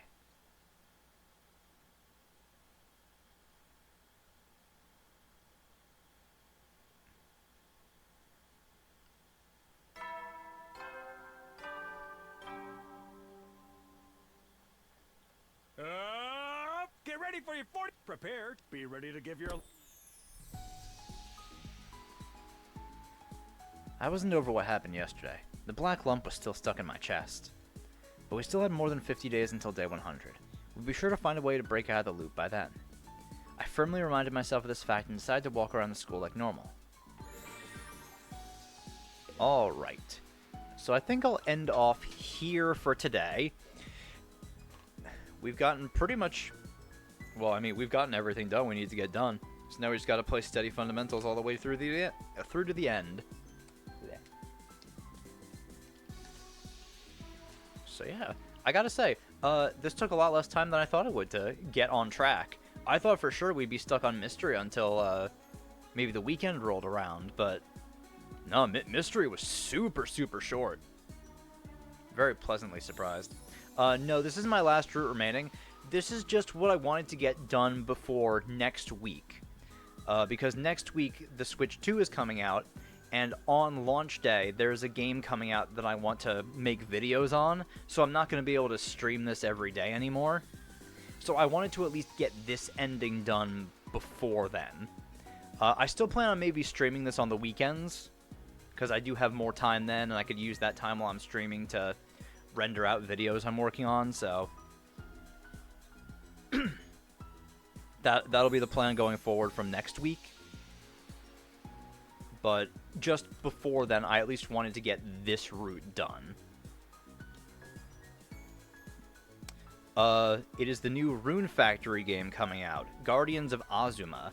Although I might not be playing it on launch day because for some reason Best Buy does not have the right pickup date for me. Because I pre-ordered the special edition. And they had to go around a bit saying, oh, we might have to delay it a bit because one of the items in the special edition might be impacted by the tariffs. So they did change the date originally to the 20th, but then a couple hours later they changed it back to the 5th. But for some reason my pickup date is now the day after the game comes out. So not sure what I'm doing here. You know, if the game was... If the special edition was still coming out on the 20th, I would not have minded purchasing the game a second time so I could play on launch day, because that was 2 weeks after. But since it's a day later, it's like, you know what? I'll just put it off for a day, and I'll just do something with the Switch 2 that day instead. Maybe I'll buy another game and play that instead of buying the same game twice, because I gotta buy the upgrade pack anyway for the Switch 1 version. Anyway, yeah, that's gonna be fun. I gotta try to go on, see if I could change the pickup date on there. Or if, luckily, or by any luck, I get an email on the day of launch saying that it's ready for pickup. Or I might just go to the store and ask what's going on with that. Anyway. I'll worry about that when time... Well, I say I'll worry about that when the time gets closer, but it's next week already. Yeah, that's fair. I mean, I just wanted to get it because I wasn't sure. I wasn't sure how things were gonna be in America with all the economic stuff going on, but apparently, I guess I didn't have to worry about it because, you know. But still, I'm glad I was able to at least secure a console because I really did want to play it, and I do need to upgrade my old Switch. And you know, with the Switch 2 coming out, there's no point in me buying a new Switch 1. So it's like, I might as well just buy the Switch 2 anyway. Because I can't even connect my Switch 1 to the TV anymore. Because it gets too, like, lag, or, like, the display gets all glitchy. So that sucks. You're from Portugal, so not too worried. Yeah, that makes sense. Yeah, it was a bit of a different situation here. Because, yeah, our pre-orders didn't open up till, like, what? Last month, I think. Yeah, back in April. So yeah, that was fun. I am a little sad I didn't get the Mario Kart 8 bundle, but not Mario Kart 8, Mario Kart World bundle, but oh well. I'll probably pick that up at some point anyway. Maybe that'll be the game I buy on launch day.